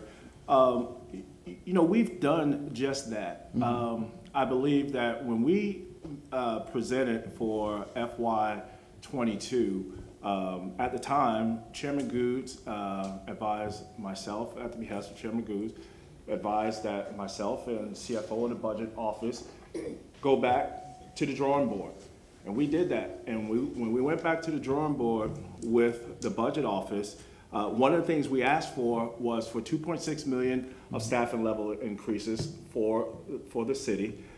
We asked for additional, we actually said, take 5 million, that 5 million ARPA money and allocate it to affordable housing. So when we went back and we met with the budget officer, and Mr. Perry's not here, and you know, if he wants to get on the line, but we met, and Mr. Perry actually came back and said, you know what, instead of $2.6 million, we found an additional $3 million, so we can add, instead of 2.6, we can do 5.6, right? And then when it came to affordable housing, when we asked for the 5 million to be of that ARPA money that was going to solid waste, redirected to affordable housing, Mr. Perry came back and said that they found $18.4 million of federal and state funds.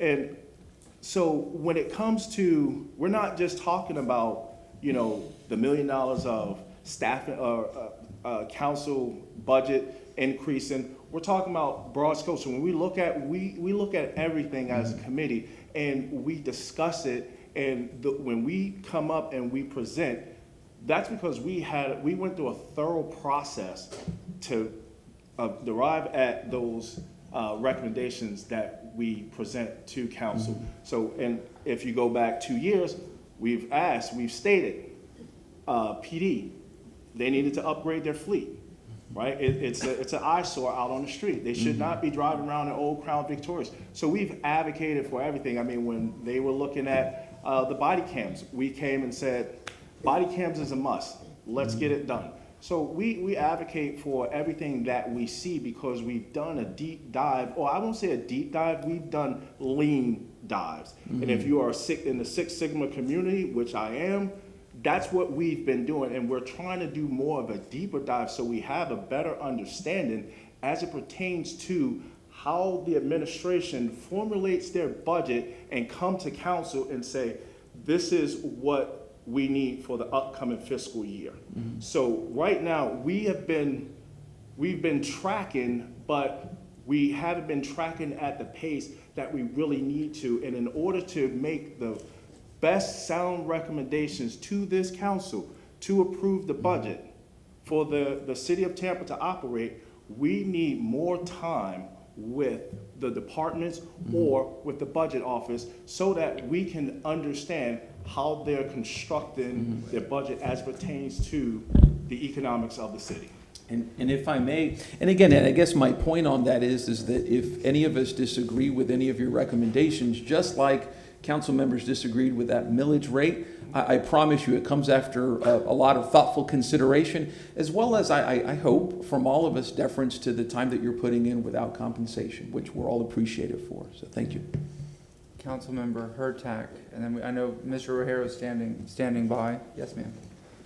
You can join me, Dennis. I'm still pretty new at this, but honestly, if you were to ask what I want, I think Councilman Vieira had a very good point of you were saying that you had recommended a 0.9 millage rate, which, or previous councils had. And what I would really love to see is sort of a dream and then something more realistic.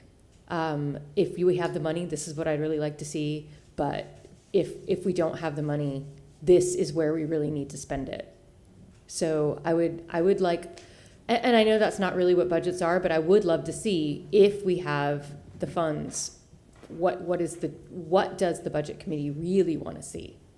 I think that we're here as it states on the agenda, and we don't want to go back to yesterday. This is today. So how do we move forward? And I think that myself and the CFO, we're on the same page. We want to be collaborative and work together and be more, this committee being more involved as pertains to monitoring the budget and bringing things to the CFO's attention, to the chief of staff attention, and updating council as to where the current budget is, so that when the new budget is being constructed and being approved for operation, that everybody's on the same page. I think that's, if you go back to the resolution, that's what this committee is. This committee is, it's a fiscal hawk committee. If you don't understand the economics of, of the city, and you don't understand budgets, then you're wasting your time. Thank you. Councilman Miranda, Councilman Carlson, and then Mr. O'Hara. Thank you very much. Both, Mr. O'Hara, Mr. Johnson, since I have you both in front of us. What I'm looking at, both of you to collaborate and work together, is that I think you have one more bite at the CIT tax, and then it's fini, se acabó, the end. In 2026, it ends, am I correct? Yes, sir. So you have one more bite. What was the last amount that we took in? Do you remember? Not actual figures, around about. $20-some million, or whatever it was, let's say. A couple commas in it, yes. So what I'm saying is this: you're going to have a need not only today for replacement of vehicles, and the replacement of vehicles today, a fire truck costs you $800,000 complete, and maybe more, the big ones. And you're looking at the transport of an ambulance costs you 5 times what it did when we first started. So even if you have a bump up because of the value, you look at what's coming and the value of that going up, you're going to be a status quo, maybe a little behind. As we know, and you know, and all of us know, all the money's collected in the city of Tampa on ad valorem taxation, including homes and buildings and everything else, does not cover, as you well know, and you well know, both of you, the cost of the fire department and the police department. That's correct. Well, that's the biggest part of your budget. Right. But It's that public doesn't safety. cover that, and it's still about 50 million, I'm gonna say 50 million short of covering both of those divisions, which is well needed, and it's public safety, that's what the public need, number one. So what we're looking at is between you gentlemen, both the city and the advisory committee, get together and find out what's gonna happen when that CIT's money runs out in 2026, and where's this city going to be? No matter who's sitting on that side of the aisle as mayor, or who's sitting on this side of the aisle as council, what are the taxpayers going to do, and how are we going to handle the replacement of vehicles, at what cost? Because now electric vehicles certainly have a lot less repairs, but they're going to be a lot more costly, to some degree. Because I see now what's happening, and there's 50 million excuses as to why it's going to cost more. And you go buy one now, they want 5,000 or 10,000 over. Even some of the manufacturers are telling the dealers, don't do this, we're going to take the dealership away from you. And that's happened already in 2 large manufacturers in this country. So it's coming to the part that everybody's looking to get what they want to go and how to achieve it, and we better have a plan past 2026 real quick. Because if we don't have that, whoever sits on that side of the aisle, on this side of the aisle, is going to be up the creek without a paddle, like they used to say. So it's both of you gentlemen, along with the chief of staff and the current mayor and the current council, has to figure out how we're going to do these things and how we continue the achievement of the service level that the public expects. Because we're way behind on cutting, on manufacturing the cost of money to do the roads that we need. The number one complaint that we receive is, when you're going to pave the roads. And I understand that. And these things are coming. However, you got the pipes program going at the same time that you got to repair the roads. So you can't repair the roads until you put the pipe. I mean, this is me thinking like I do. How are you going to tear up the road and then tear it up again and put the pipes and then cover it again? You can't do that because it's double the cost. And these costs of what's costing the city, and analytically, you're going to have to figure out what percent over 2023 to 2022 is it going to jump? Because now you can't tell me, no one can tell you what an air flight plane is going to cost because they change daily. No one can tell you most of the prices, and you go to the store now, you go see the milk, yeah, they got milk, but you go to that other milk that's got in the little, not a plastic, but the square type, they're out. I don't see it at Walmart, I don't see it at a lot of other places. So there's gonna be some shortages coming in this country, and I don't know what they're gonna be. But I can guarantee you, by looking at the shelf in the big companies like Publix and Walmart, there's something coming in this country that we haven't seen.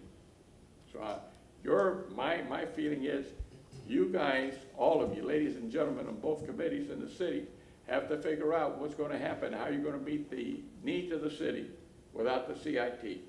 Because I don't think the public will ever vote for another CIT. I think if I may on that, I think, you know, being in the private sector rather than being in the public sector, one of the things about being in the private sector is, and I go back to monitoring your budget, you're always monitoring your funds, right? When you look at the public, there's no slight to, you know, anyone in a position, but the reality is from local, state to federal, you know, you're writing a check from behind rather than writing a check out front. And what does that mean? That means that me writing a check out front, I'm actually looking at my profits and my loss, and I have to say, I had more going out than I had coming in. What was the cause of that? And if you go back to 2004, 2005, when Delta Airlines had to file bankruptcy, some say it was because of the fuel, but I can tell you it was not because of the fuel. It was because of the mismanagement of the purchasing and procurement department, as well as accounting. You know, a pallet of Terry wipes that should have cost the company $650, they were being charged $1,600, and there was no measurements in place to monitor that. So what happened was you're overspending for items that you should not be overspending on. And that also seeps over into the public sector, where you put these contracts out to bid. And again, I'm not talking about procurement, I'm just giving an example. You put these contracts out to bid, and what happens is they come in at this price, and you say it's competitive, but it really is not competitive, right? Because you're overpaying for something that you really should not be overpaying for, but you're overpaying for it because you're a government entity. And I think when it comes to the CIT, when it runs out in 2026, the way to overcome that is to monitor your spending and make sure that you are being competitive with the services that you are contracting out. And especially as it pertains to supply chain management, as it pertains to security or whatever services you're contracting out, you need to make sure that you are really getting the best bang for your buck. And that's not performance, that is what is it going for in the private sector, right? In the private sector, we do this every day. We get 3 bids, we look at it and make sure that it is competitive to what we need and it's right at cost. That's something that's how you can overcome Chairman, the CIT. just one last one and I'll finish, please. Have you guys in your division, in your committee, ever discussed anything about, I'm not anti-sport, I'm anti-building, a building for sports. There's a vast difference. And you gotta make consideration what's gonna happen, because if it does happen, there's a thing called development rights, and I talked about this some time back. What does that mean, and what does that affect the budget? As you well know, it'll be something standard at $1, let's say, and for the next 30 years, you can't take any more than that $1. The rest belongs to the development rights that you give away. So these are the things that your committee should be looking at, in my opinion, to find out where we stand and make recommendations. And I really would be appreciative of whatever you come up with, because it's something that is needed. I hear all that without me you can't live. Listen, they can live without me and a lot of more others than me. So it's about the public's needs and necessities first, and only first. After that, I'm not willing to give it away. I'm willing to help, but I'm not going to give development rights so they can say they're going to pay me back with my money on the 50%, then ask me for the 50%. In essence, they're getting it for free. Not only that one, there's another contract coming up now. I believe it ends in 2026. Everything ends in 2026. The big stadium down on Del Mabry, that also ends in 2026. I believe so, yes. The timing is very close. Timing is going to be essentially positive or negative, because it depends what we do. And from what I hear, they're looking at something over $500 million. So just be prepared. And you and I already lost our, because, but I'm trying to be joking about something that's very serious. It's about something that if we didn't have all these debts, we may not have the problem that we have today. And what? Affordable housing. That's where the committee comes into play. And I appreciate anything you can do for that, so Mr. Rogero. Thank you very much. Councilman Thank you. Carlson, Ms. Rogero. Yeah, just something quickly. Yesterday, the mayor had a press conference on accountability and transparency. Most of the comments she made were about city council, but I feel like we're pretty transparent and accountable. We're here in front of the public 2 or 3 times a week. Public lines up as they did this morning, and they blast half or most of us every week. And so we hear directly from the public. We get emails, we get calls. We're out in the community meeting with the public all the time, and we're directly accountable to the public. What I hear the most request is more transparency and accountability for the administration, and not just this administration, but any administration, because the public doesn't see the inner workings of it. And you have seen how difficult it is to navigate the inside of it. And I know you all have had some pushback on some meetings and some questions you all have asked, but what I would do if I were you all, and this is not being cheeky, but I would print out the headlines from today's articles that say Mayor Castor wants accountability and transparency, and show them, and hopefully Chief of Staff would back you up and say, this is what the mayor wants, this is what she said to the public she wants.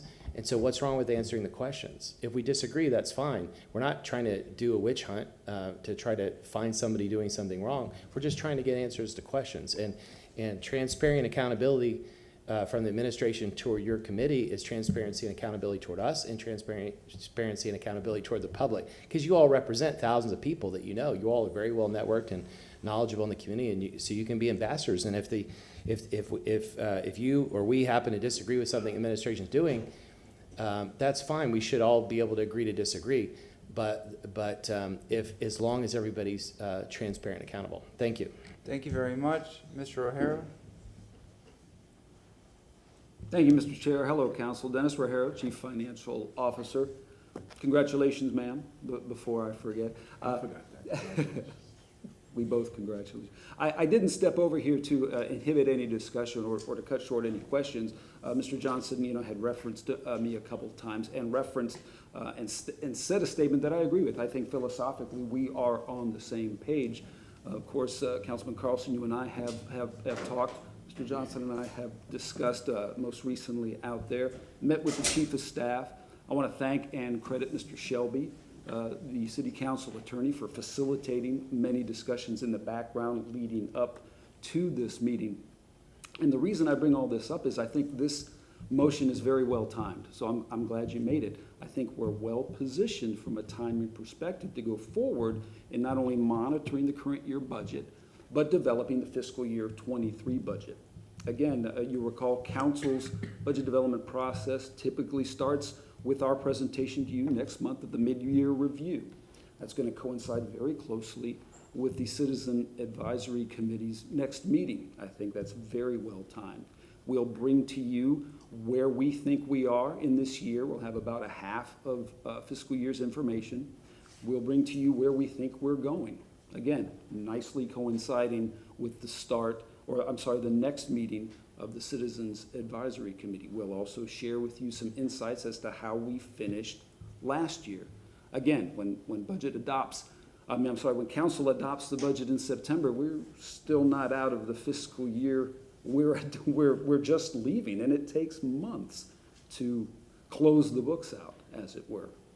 So it's well timed. I think we're well placed going forward with a regular periodic schedule. It sounds like it's going to be about a month for not only review internally from the administration's perspective, review externally by the Citizens Advisory Committee, and if you'll recall last year, that's also the kickoff for our one-on-one meetings with each of you to inquire as to what your priorities are. Last year, each council member got at least one-on-one meeting. Some of you wanted more, so we had more. You'll also recall you added a budget workshop last year in August, if I'm not mistaken. The feedback I got from that workshop was very positive. I thought it was very useful. It allowed us to transition from the initial one-on-one meetings with your input to meet with you again after you received the mayor's recommended budget and get additional input. Further to the Citizens Advisory Committee, as Mr. Johnson and you all have referenced, they've got a long history of providing recommendations during the budget process that either are incorporated into the mayor's recommended budget or eventually are incorporated as you adopt the budget in September. We want to see that continue, and it seems like we've got a more than adequate amount of time to plan for that throughout the process so we can all arrive at that destination where the recommendations are vetted. Again, we're not always going to agree. As Mr. Vieira pointed out, you won't always agree with the Citizens Advisory Committee, and we won't always agree with the Citizens Advisory Committee, and the council won't always agree with the administration, but at least if we've surfaced the information, if we've vetted it and can speak to it from a financial perspective, then I think all parties have done their job. So I appreciate your work, the work of the committee, and philosophically where we're heading. I'd also be remiss if I didn't thank the Chief of Staff for his participation and Assistant City Attorney, or Deputy City Attorney, Morris Massey. Having said that, I'm prepared to take input now. I'm prepared to take input either on what your priorities are, when you'd like to begin sharing more information with us, when you'd like to begin meeting, et cetera, and we'll be prepared for that throughout the budget process. Thank you very much. Thank you. I have one thing before that, and then I'm done. Whoa, go ahead. One of the things that we do need, from a committee standpoint, is a little more support. I love Mary Bryan, right? But I think we need, someone who can keep up with the minutes, okay? We also need to make sure that we have the right designated place to meet, all right? So we need a little more administrative support for the committee. All right. Right now, again, one person trying to do it all, it's a little challenging, but it gets done. But I think that, additional support for the committee from an administrative standpoint, definitely is I'll needed. collaborate with the Chief of Staff, our City Council Attorney, my legislative aide, of course, the Chair of the Finance Committee, and we'll see what we can do to offer better support. Again, the city's growing, I don't have to tell you, and we have to keep up with that growth. With Thank you that, very much, sir. Council, I do thank you. Thank you for your And you'll time. have It's gonna rain in the next 45 minutes, we're gonna be trapped. Go ahead, sir. I wasn't here when the committee was created, and I'm not trying to start a big discussion or fight, but Joseph, I wonder, in trying to promote collaboration, could we modify the makeup of the committee to add 2 appointees from the mayor, or is that too difficult? If I can address that, Yes, sir. Mr. Chairman. This committee was created in 2008, and the resolution was amended in 2011. Council didn't have a copy of it today. I didn't know we were going to go this far in depth into that. But obviously, an 11-year-old resolution needs to be revisited and brought up to speed, and we have to, apply it consistently. If you want to have the kind of support that was talked about, this was something that was raised by the committee, is the fact that if you do want to make it with a mayoral appointment and expand this and get the support you need, you can create this by ordinance and make this, with the mayor's certainly approval, a standing board. That's something that council could consider. Right now, at least as I recall, and I remember in 2008, this was a committee created by City Council, and the administrative support was all to be provided by City Council, and the appointees were individually selected by City Council members. But if we wanted to just modify the ordinance as it is. It's not an ordinance, it's a resolution of City Council. If we modified the resolution, can we just modify the resolution and invite the mayor to appoint 2? If she doesn't want to, that. It's council's committee, council can amend that resolution Can I anyway. make a motion? Sure. But I would like to make a motion to modify the resolution for the creation of that committee, to ask the mayor if she would, to invite the mayor to appoint 2 appointees to the committee. We have a second. Yes, sir? I don't think it needs a specific date. The Chief of Staff is here. Can just take it to the mayor and see what we can. Okay, this is something I hadn't discussed with the chief of staff or the administration or the committee. That certainly hasn't even gone to the committee yet. But if that's okay, it's if they yours. decide not to do it, then that's fine, but, I mean. Well, so if you could. Why if you- not if you decide could- at the next committee meeting and then let us know if, meet with the other board members and see if they would be agreeable for the mayor to have 2 appointees. Let us know and then we'll make the official motion. And also see if. It see was if a it's- motion. Yesterday, one of the committee members made a motion to that effect of. And did it pass? Or was there discussion? I believe it did. Joe Fer, I don't think, you know what, we didn't, he put it on the table, but there was not a motion entered. So But it's- we'll revisit it on May 4th. Let's do that. We'll revisit it May 4th and then you just let, your Can I just council put- member is Goods and. Can I just change my motion to add to the discussion, a separate motion to add to the discussion on May 4th, a discussion about the possibility of adding 2 mayoral appointees to the committee? This is directing you to tell your committee, not a formal motion, but you come back to Correct. us and let us know, and then we can take action from there. Is that fair enough? Can we just have a separate I'm confused. agenda item? I'm confused if I can. No, I would like to make a motion to add to the agenda on May 4th, a Which- separate We don't have item. an agenda May 4th. We're here May 5th, but No, they are we- meeting May 4th. Okay. We're on the Yeah, floor. it's 2 separate. When are they coming back before us? They're not until. Well, can I just add, can I make a motion while he's here, just to add to May 10th, to the agenda on May 10th, a discussion with staff about the possibility of adding 2 mayoral appointees to the Budget Finance Committee? One of the other things that I will say, since we're on this topic, we only get to brief council, once a year. And I think that that's a disservice to council, because you're not well informed as to the progress of the committee and the administration when we meet with the departments. So it would be up to you all. I'm a quarterly guy, okay? We meet monthly and we don't have to brief you monthly, but at least quarterly, we can keep council informed as to the progress that the Citizens Budget and Finance Committee is making with the administration, and just kind of keep council informed as to, where we're at. So I think that. Thank you very much. Did my moving motion get forward- a second or not? Second. You want them to come back on May 10th with the commendation day? Nope. Oh, sorry, okay, May 5th 19th, is a regular May meeting. 19th, to return on May 19th, to ask staff to return on May 19th with, to discuss the possibility of adding 2 mayoral appointees to the Budget Finance Committee. And meanwhile, you'll meet with your committee on May 4th, and we'll have information and feedback from everyone there. We have a motion, wait, do you have a second to that? Second from Councilman Miranda. Yes, sir, Councilman Goods. I don't have an issue with that, but I do think that if the committee is gonna meet, whatever recommendation they need to function as their committee, because the resolution is outdated a lot, I think it needs to be updated, and those recommendations come back with your 2 Okay, appointees. and along with any, and I'll just add to the motion, and along with any other recommended changes. All right, we have a motion from Councilman Carlson, second from Councilman Miranda. All in favor? Aye. Thank you very much, sir. Thank you. You got Thank that, you. Madam Clerk? You got that? Thank you. All right. Can I just mention something about the budget process, just to? We didn't even talk about the collaborative process. We went into the weeds. Go No, ahead, he, sir. I think he was just asking us.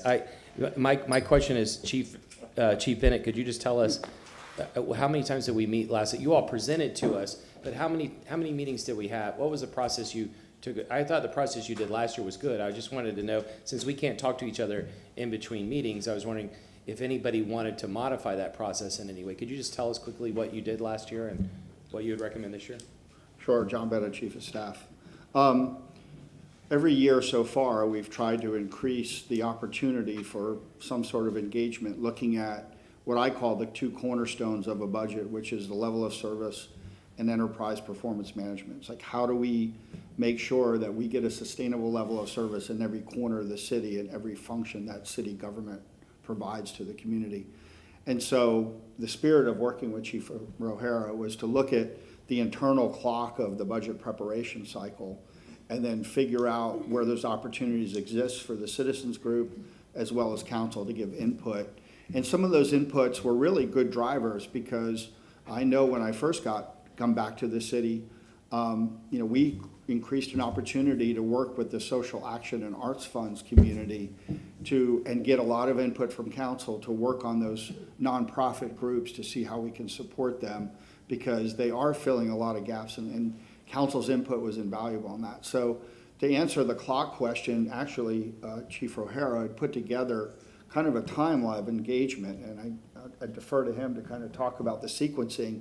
And I think we can, and again, as what I heard today in the testimony of the chairman of the Citizen Advisory Committee, we do need more lead time to have a better, more fluid presentation. Chief O'Hara and I always talk about the budget midpoint review, which it should be coming up. That's a great chance to cycle in the Budget Finance Committee to see how well we are in sync for the first 6 months or the first quarters of FY22, and then also start those planning nuggets for FY23. So Chief, do you want to augment that? Thank you, sir. And as I said, it really is very good timing, because we'll be coming to you with the mid-year review next month, coinciding with the next meeting of the Citizens Advisory Committee somewhat. And then from there, if you'll recall last year, again, we hit the ground running with one-on-one meetings. Again, we wanted to get, as the Chief of Staff said, your input as soon as possible as we crafted next year's budget. Throughout that process, you had the budget workshop, as I mentioned, but we also took questions and provided answers. Again, I think I mentioned some of you wanted more than just one meeting, so we provided that, and we can meet as often and as frequently as you'd like. Philosophically, I would prefer more meetings so we keep abreast of what your priorities are and what those priorities remain throughout the process. It's not our intent to ambush anybody, and it's certainly not your intent, I'm sure, to give us information too late for us to easily act on. But again, we can be very flexible. Would you like more meetings? Would you like earlier or more frequent workshops? And that's why, again, I'm thankful this motion occurred right now. This is the perfect time to start discussing that. Thank you very much. Thank you. Thank you so much. All right. Next up is item number 72. We have Osea Nguyen, our Administrator of Neighborhood and Community Affairs, to discuss Vila Brothers Park. Yes, good afternoon. I guess I can almost say good evening, Council. Good afternoon. Osea Nguyen. Ma'am, welcome. And I look forward to working with you.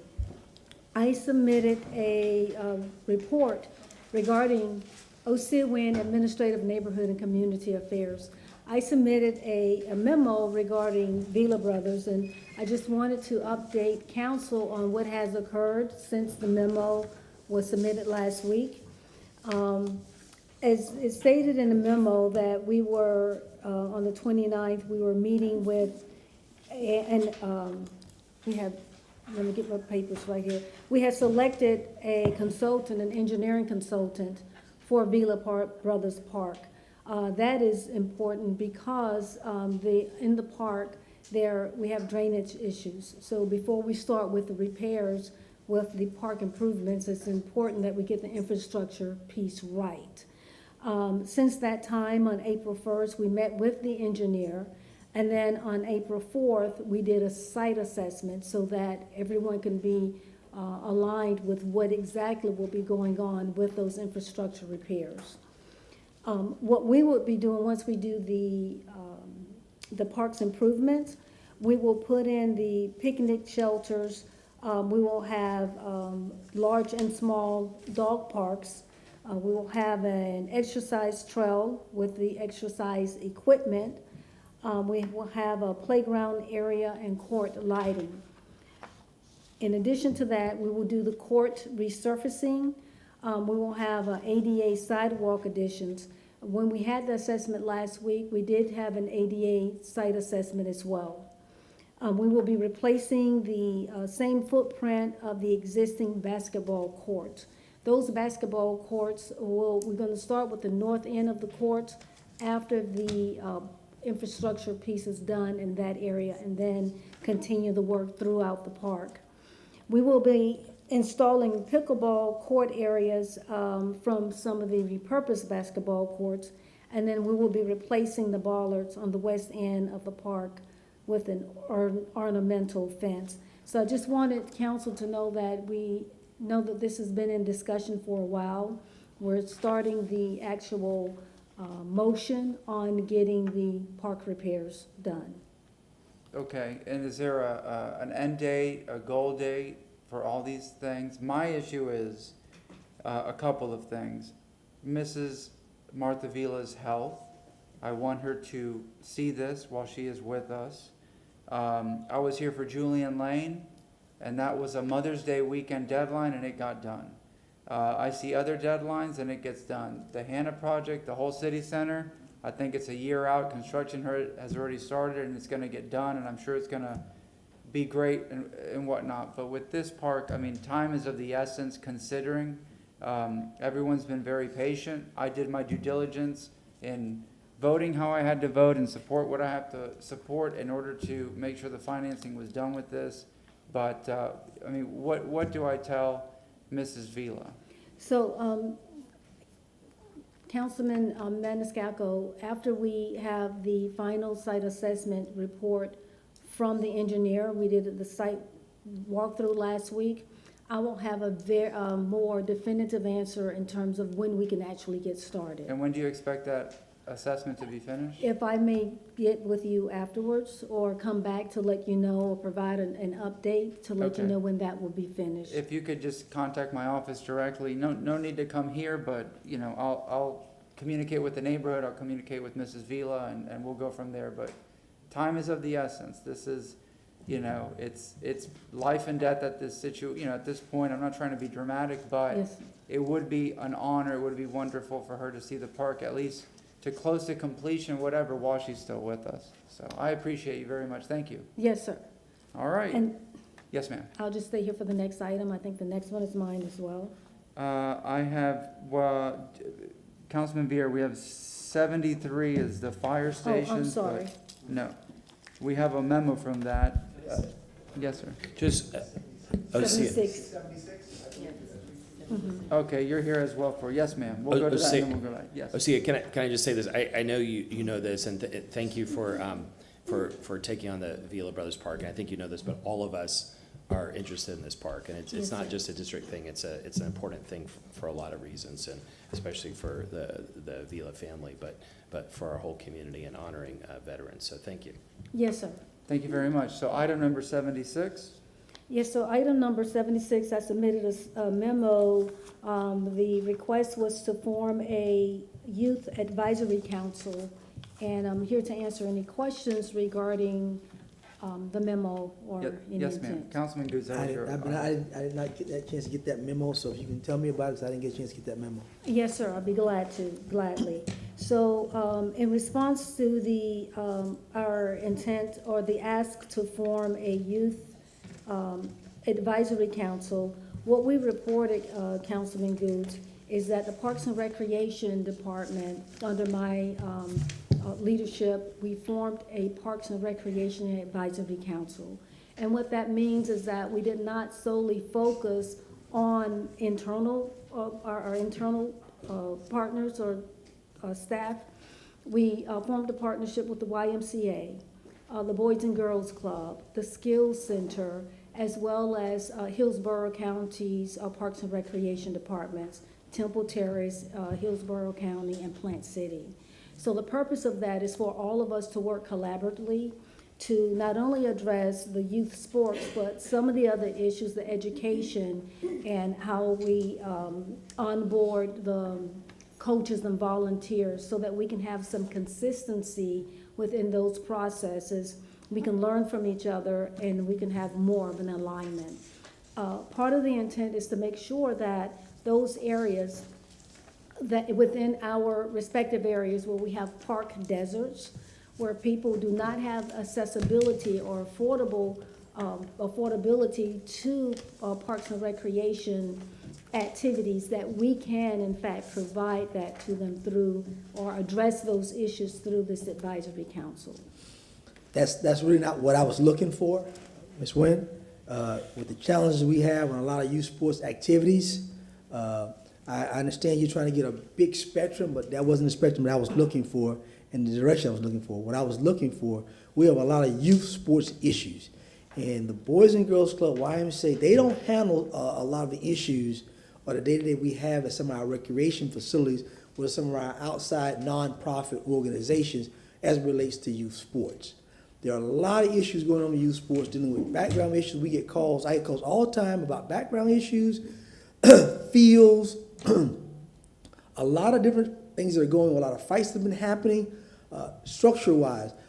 Not enough fields, people are fighting over fields. So dealing with the county, Temple Terrace, Plant City, and all those four entities, I was looking more of a youth sports commission to where you could address those issues. The bigger issues, I mean, we're going to continue to have education issues, but we got some other issues at the bottom down here that we need to address now because we have a lot of chaos within the whole county as it relates to youth sports. So that's what I was kind of looking for when I talked about a youth sports commission versus a big advisory committee. Yes, sir. If I may, Councilman Goode. So part of that, of this advisory council is to have those subcommittees who will actually address education or address youth sports or those particular areas of interest. What I would like to do is to make sure if I'm addressing what you're looking for, if we can have a discussion offline, and so I can integrate what your concerns are into the overall overarching committee to make sure that they are in fact addressed. That'd be fine, but I think the park director and I think one of her chief assistants, gosh, I can't think why is her name? It's overall the youth sports components. We've met several times. We've met years after, so they pretty much know what we're talking about because they agree this is something we need. But Heather, pretty much know what we're looking for and we need. But we can have that discussion. But I think we have some issues that relates to football, baseball, some of the issues that we're having, and still hearing. So I'm just hoping that there'll be a robust discussion. I know the county is talking, or there is discussion about the county and the city trying to do some things as it pertains to youth football because of the issues that have been coming up. So that's kind of what I'm focused on versus your big broader picture, which that is a need as well. But the big need is down here at the bottom with the youth sports. Yes, sir. Thank you very much. All right, thank you. The next three items, 73, 4, and 5, are all from Councilmember Vieira. Sir, if you'd like to. Sure. I know that, let's see, these 73, I did a motion to have that come back to us in 2 months. 74, I'm fine with that. If anybody wishes to speak on that, I mean, I think the memo speaks for itself at this time. Okay. And 75, Chief Tripp, I was told you weren't going to be here, so go ahead, ma'am.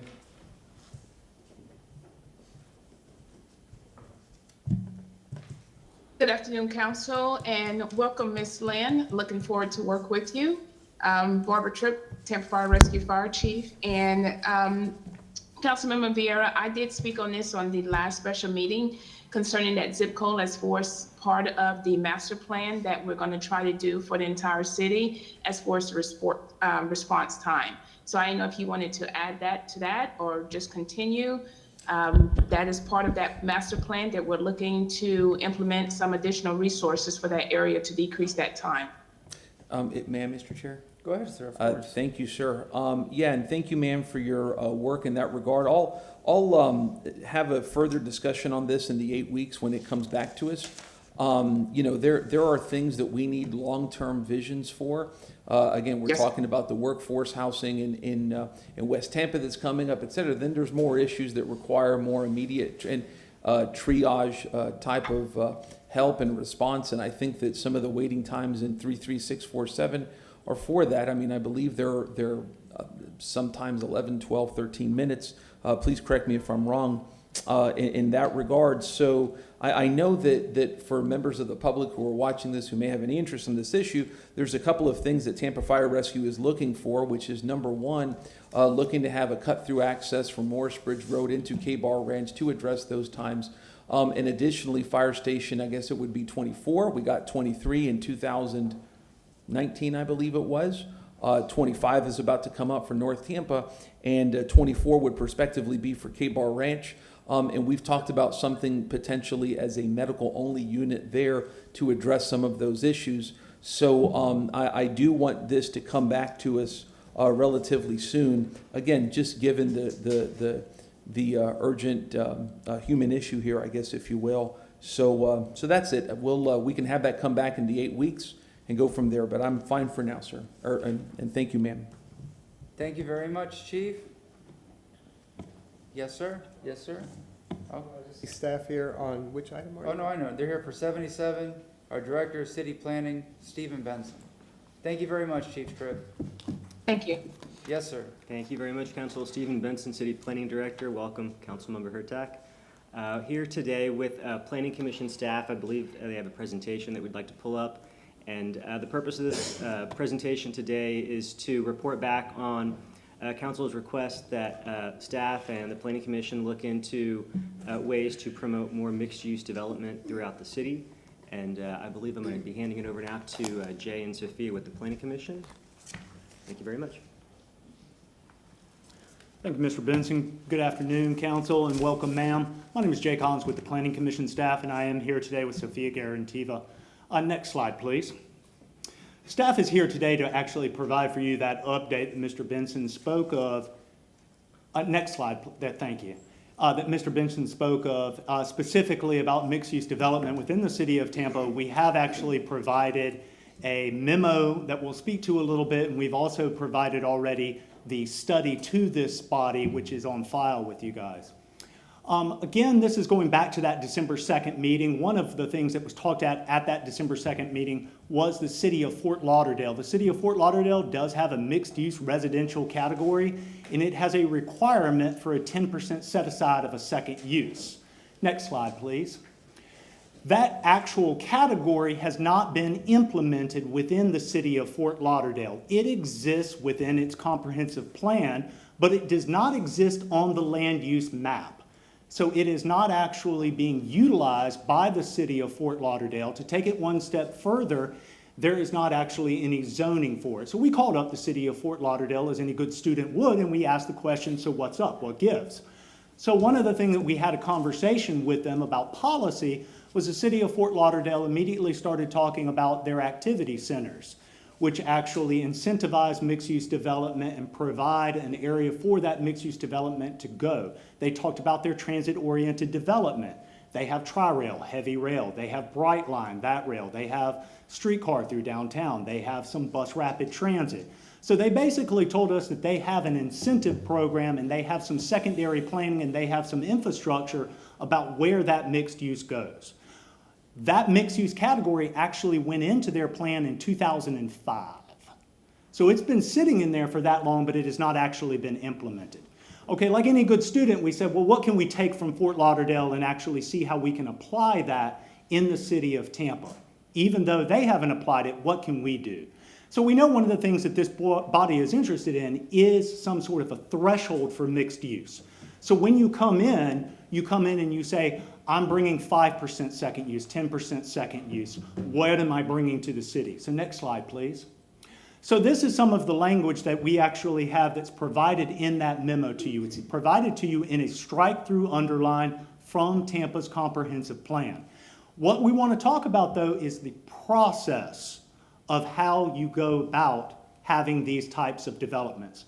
So the language is optional. The language is not to say whether you are consistent or inconsistent. This is a procedural. The consistency findings are compatibility issues, the use issues, and other things. This is more of a procedural issue.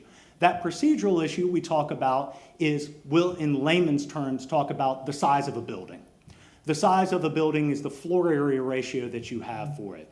So in the city of Tampa's comprehensive plan for some of these categories that are in each and every one of your districts, community commercial 35, community mixed use 35, today, anytime you want to go from a 1.5 to a 2.0, there are a variety of different things that you can do in the comprehensive plan to get there. One of them is to provide mixed use. However, there is no threshold for what that mixed use is. So that's what we are putting into the plan here for you to give us some feedback on, is that threshold. So the idea of it would be, if I don't meet 5%, or the 1,500 square feet, whichever is greater. It doesn't mean that you're inconsistent on the surface of that. It means that you would go into what the city already does today, which is a bonus provision agreement. So that's part of the way in which the city operates itself as it looks for intensity in these land uses. Basically, you're tiering yourself. Every time you go to another tier, the city has another type of agreement it wants you to do, or other provisions of the comprehensive plan or of your code that you must meet. So the language that is out there today for you is for consideration of actually establishing a threshold. If you meet that threshold, you would not have to go into a bonus provision agreement. And we've taken this one step further to actually expand this idea from not only the arterials within the city of Tampa, but also the collectors within the city of Tampa, which again gives better guidance on future mixed-use development within our city and our neighborhoods. Next slide, please. So what's next? We're here, we'd like a little bit of feedback from you. Obviously, we provided you some strike-through underlined language. You can go ahead and tell us, we like that language, let's go forward with that language. When can you actually have that language within the comprehensive plan? That would be 6 to 9 months to actually do a text amendment. If you all say, this is good, but it's not going far enough, we have some ideas in what can we do about that, we would most likely roll that into the future land uses update, which is ongoing right now and would probably be coming to this body sometime in 2023. Next slide, please. And basically with that, that is the end of this presentation. And again, myself, Mr. Benson, or Ms. Garantiva, we're available for any questions that you might have. Thank you for your time. Councilman Cedra. Thank you very much. Thank you very much for your report. I knew that you and Mr. Benson could come to us with some directives. This whole subject, I believe, started with a former councilman and myself saying, okay, we have a developer coming in and said they want the term mixed use on their buildings. And they have a 30,000 square foot building, but they're only having 500 square foot of retail. To me, that wasn't mixed use. Then my thought is always, how do we make our community more walkable, more bikeable? When you build a building, and after you get home, you have to get back in your car to go out and do something else. The ground floor retail, bar, restaurant, small shop, that is the idea, to keep the people walking and biking, if not on a scooter. Case in point, Water Street, SPP just opened up. Their ground floor retail is 100% leased. It's not all built out yet. But where the density is, where the people are going to go, the ground floor mixed use is going to be a necessity. Now going back to my prior statement, defining mixed use, and thank you for putting a level in there. In my opinion, if someone is going to come before us as a mixed use, there should be that threshold that they should have to meet and have the burden of proof to present to us on the reasons why that threshold can't be met, i.e. they're at a dead-end road, i.e. the density is not quite there for it yet.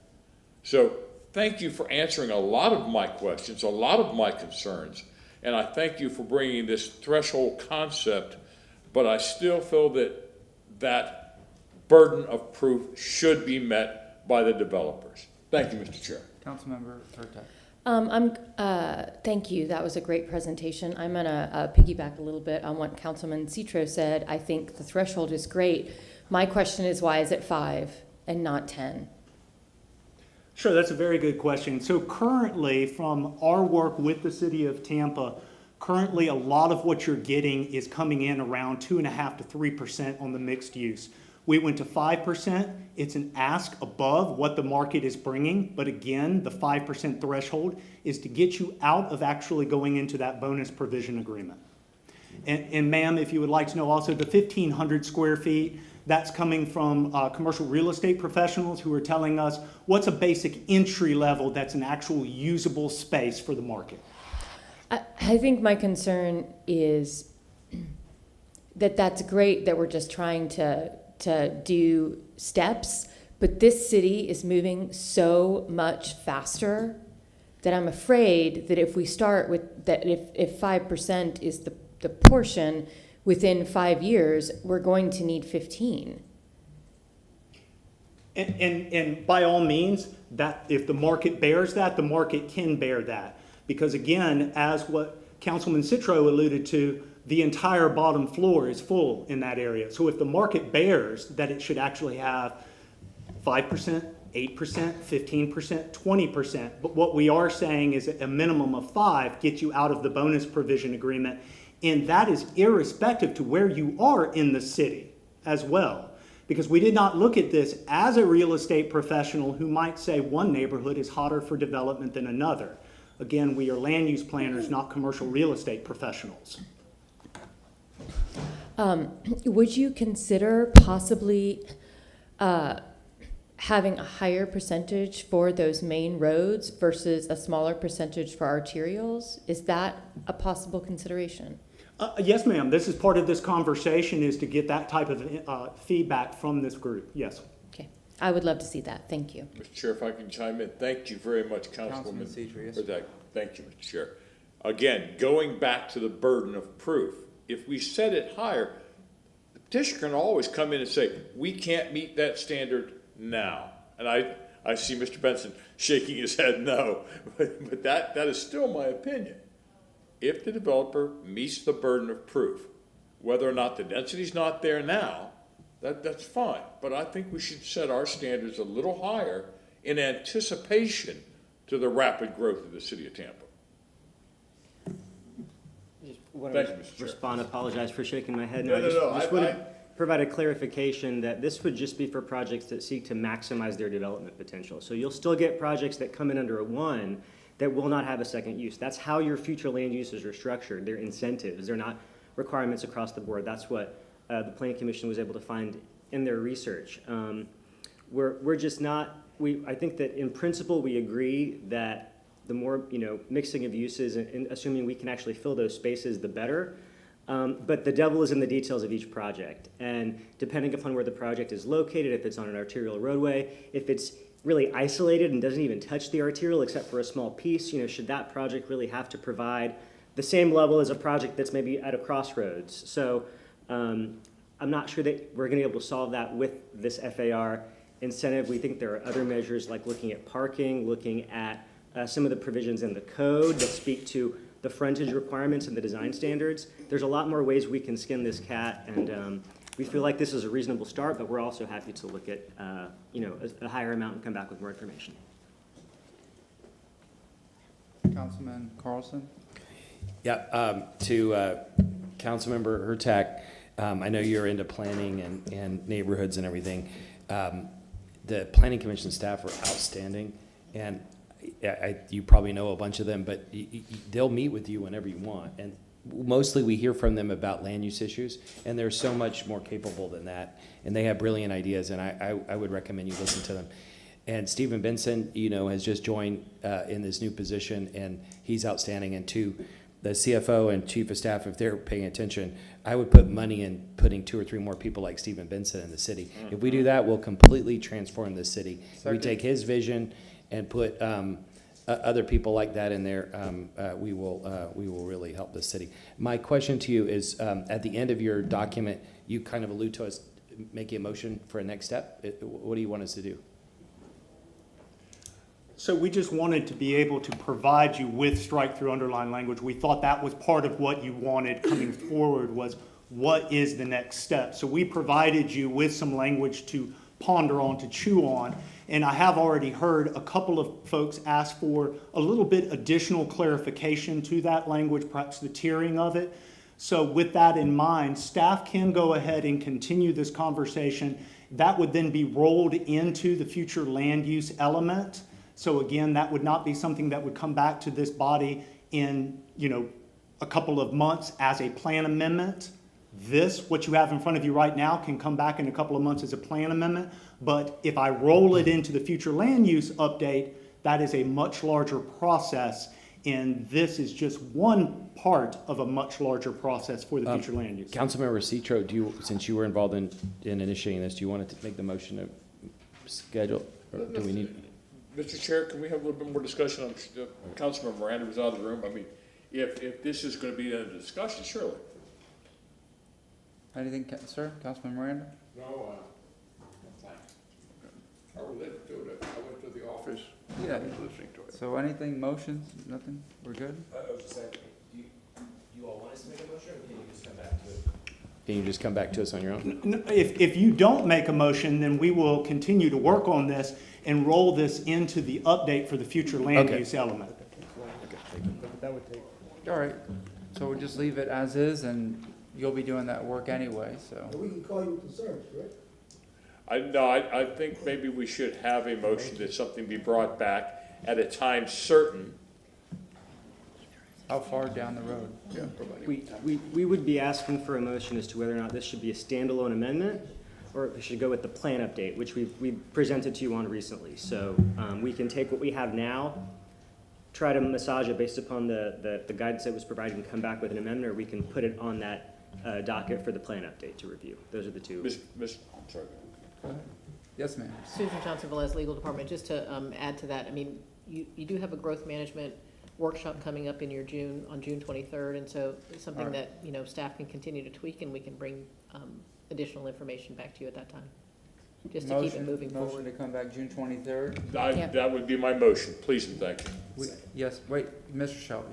Can we restate the motion, because it presently states for item number 77, based on incentives based on the Fort Lauderdale model, and I don't think that to the public is very specific, so if we can just reframe the motion in a way. Based on the recommendations that were given to us today in this meeting, we would like for this to come back on June 23rd. June 23rd. And this is called what specifically?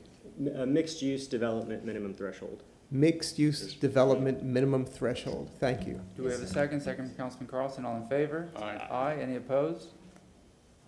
Thank you very much. Thank you.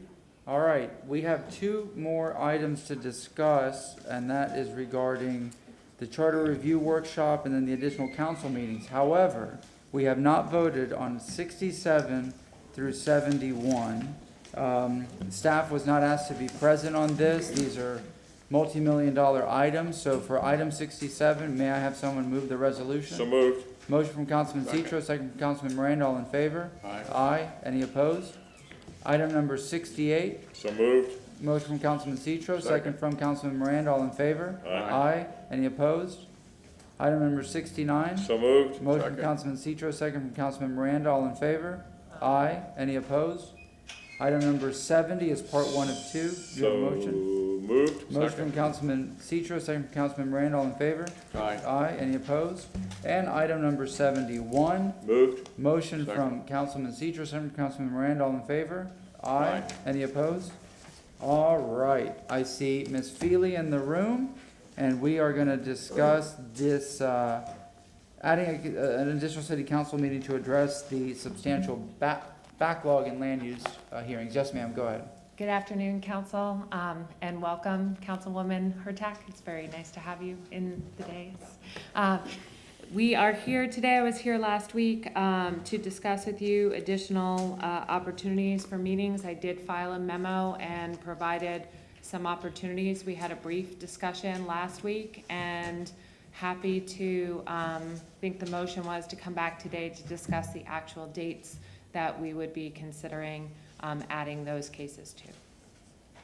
What is the pleasure of council? If anyone has looked at the dates, I'm happy with anything. I'm wide open. If there's anything specific, I'm happy to. I like the second schedule that had the Thursday dates on it. I don't have it in front of me right now. If I may, do we have the, maybe? We've got them last time, but I need to see them again. I'm so sorry. So there were the Thursday evenings, and it was how we alternate every other Thursday. We have a night meeting is in that gap. We'll have 3 Thursday evening meetings in a row, essentially, right? And the fourth Thursday is free evening? Well, it was up to you which additional night you would like to add. So right now, you do not meet in the evening on the first Thursday and the third Thursday. I'm happy with the first Thursday because I know some of those night meetings are alcoholic beverage, which typically move more quickly. The land use hearings are more expansive, but I think the first Thursday of the month second, I agree with you there. For the first, when you say alcoholic beverage. No, I'm just saying that one Thursday night meeting in the month is alcoholic beverage, another Thursday night is land use. Oh, I This would be a land use, so we would have 2 land use hearings, evening hearings in a month, and then 1 alcoholic beverage. And this is only, could you just tell us the dates? It's only for like 6 times, right? It was only for an additional 4 hearings. 4, So yeah. this Could is you just tell us temporary, the- this is It not was a permanent. June, you could have either the first or third Thursday in June. And I ran over from TMOB and ran without my memo. Okay. And then it was August, October, and December. So every December was other your month. only one where it would only end up being 2 hearings because you already don't Yeah, we have a our hearing. winter break coming up and whatnot, so it would be Right. every other month, I would move first to- Thursday evening. I would move to approve that schedule, please. Motion from Councilman Carlson, second from? Second from Councilmember Hurtak, all in favor? Aye. Mr. Shelby? 2 questions about that. That, again, the start is 5:01 PM, is Yes. that correct? For the 5:01 evening? PM, yes, sir. Okay. Yes, sir. And the other question was, and I believe it was Councilmember Vieira, talked about the continuation or not of the Tuesday commendation meetings through the end of the year. Thank you. Yeah, I would suggest, just so that we respect council members' time, because a lot of us have other private sector employment, et cetera, that when's the last set? I think June. It's throughout, actually, originally, it was easier to pull it off than to put it on. Commendations. It's on this entire calendar, I think, through. But on, which is the last? Oh, the meeting last where time we made had a something motion said? that anything is coming, I think it's June, or maybe it's even. I believe that Councilmember Citro's legislative aide, Tim, has actually put on through, let's say, August Excluding through city October. Including Including city employees? Excluding. Excluding, then the last one would, looks like. Take your time. Thank you. Yeah, Perhaps May. Let me take a look. Faster, go. I think it No, was actually, through the end of the year. it's April. What? Okay, that's what I thought. April. Probably Willy Wonka or something. So there's actually, the only commendations that are set now are this month, next Tuesday, and then after that, I don't believe it. According to this calendar, unless any council members have said it, Madam Clerk, I don't see any commendations for anything other than the police officer, the firefighter, and the ATU. And that, you said in June is where it's blank, besides those? May. Even May, so what do you say? What I would suggest, and let me know if y'all, just to mitigate some of that is that maybe we do the May, but then when we begin in June, we put that off until December, and then we just have police and fire and ATU during regular hearings, and then we severely limit other commendations. Again, if there's something, I know, everyone's looking at me. Everyone's looking at me. So maybe I'm preaching to my own choir here, but I give my word that I will. I think we should limit it to 4 or 5 each per year. Do you want to make that motion? No. Aren't the halls echoing with Councilman Reddick's? No more commendations? Yes, ma'am. Councilmember Hurtak. I'm sorry. I think that's a good idea, but if you wanted to just take those days off, why not? Every month that we have an extra land use meeting, we don't have commendations, and then the other month, so say July, we do have a commendation on Tuesday. Yeah, we fill in the gap. And then September, that way, it's the same amount of days for us in terms of meetings. So we have June is when we begin the extra night meeting, right? Yes, I So pulled up we'll my have- memo on my phone. I'm gonna read out to you what those dates are gonna be, because I know we also have an audience just dying to know when So those new May- dates are gonna be. May has the Tuesday commendation, June will not, July has it, so every other month that we don't have that extra Thursday, we'll have that Tuesday commendation. Yeah. And if I may, the only commendations that under what I view would contemplate in council during that time, during regular meetings, would be police, fire, and ATU. Everything else. Yeah, as city employees and whatnot. Yeah. That's great. So if I may real quickly, the 4 dates would be June 2nd, August 4th, October 6th. June, get slower, please. Sorry. June 2nd, and again, the June 7th is canceled, is what you're saying. The June 7th commendation. The June 7th commendation day will be canceled because we're gonna go from May and then July for that commendation, every other. So the 2nd then, and the 7th is canceled. I'm sorry, Ms. Feely. Go ahead, please. That's okay. June 2nd at 5:01 PM would be the first one. August 4th at 5:01 PM would be the second. August 4th at 5:01. And that month, you are at Florida League of Cities the second week. So you do have the presentation, commendation on the 16th. So I don't know if you would like to cancel that now or not. I see we're kind of tag teaming both items now, so I'll just. Councilman Citro is the Florida League of Cities ambassador here, so. Well, well, the 16th is the following week, following the Correct. FLC. But it's a Tuesday. So the question is, you're at. We'll be one council member short. Well, no. No, you'll you be have back- you'll be no back by meeting the week of Florida League of Cities. No. You have Oh, nothing. okay, so we're okay. So the question is whether you want to do what you said to cancel every commendation, or you want to keep that the 16th in August, that Tuesday? That's the question, if I you mean, have the calendar in front of you. Are you okay missing that one date? No, it's not, Well, he'll be at Florida League of Cities if we have a Tuesday commendation. It's No. scheduled the Tuesday after, on the Tuesday. 16th. So But, no, so there's but no- it wouldn't be, because it would now be in September. If we're doing Tuesday so the Tuesday commendation would be Right. July July. Yeah. and Yes, September that's right. So it's a and nice- November. So Yeah. cancel the 16th of Yes. August for commendation. Yes, Correct. that's To correct. be Yeah. consistent. Yep. Yeah, I understand. Okay. All right. That takes care of August, Ms. Feely? Okay, the third additional evening would be October 6th. See, September is the same, then you go to October 6th at 5:01. And then again, you have that Tuesday, the 11th, the commendation, and that would then be, that would be moved to November. except for the fact that the commendations for that month that have been scheduled would then be, if I understand Mr. Vieira's position, would be then put on a regular day, but it's only the city employees. Yes. So it's not that you lose that month for giving those commendations. They just go to a regular council They just go to a regular But it's just council meeting. ATU, police and fire. I just want to make sure the clerk who's going to prepare this calendar gets it. Okay, very, very good. And that Tim understands that in Councilmember Citro's office. As long as he's fine with that. Okay. Next, please, Ms. Feely, I'm sorry. That's okay. And then the last one would be December 1st. So then in December, you would have 3 in a row, but you are off the last 2 weeks. So December 1st at 5:01 PM would be the additional hearing night.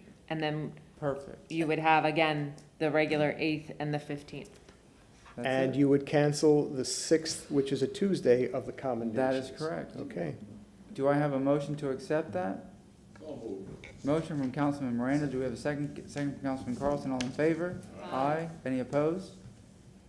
That was easier than I thought. Thank you very, very That much. was actually very good. Thank you. Very, very much appreciated. And the final item of the day is yours, Mr. Shelby. Oh, my goodness, where's my paperwork on that? And this is to discuss the charter review workshop and the facilitator and what date works best for council members, now that we have a full council. Now that you have a full council, I've had an opportunity to speak with either you personally or through your office to confirm the dates. I will tell you that because April is filled up with already noticed public hearings, one of the major challenges was having the accessibility of this room. Obviously, you want this televised and covered. The day of the week that seemed to work best in May was Monday, and I checked 3 dates in May, and the date where the room is available, every council member's office or the council member has made themselves available to be available on that date, and the facilitator available is May 23rd. Is that from 9 a.m. to 12? Yes, it is. So 3 hours, May 23rd, in these chambers. Yes, and it's a Monday, and I'm keeping my fingers crossed that everybody can make it, because that was the purpose of the cancellation, and that was the purpose of the facilitator making themselves available, not on that date, but on whatever date you reschedule it to. Mr. Shelby, that is a perfect date. So moved.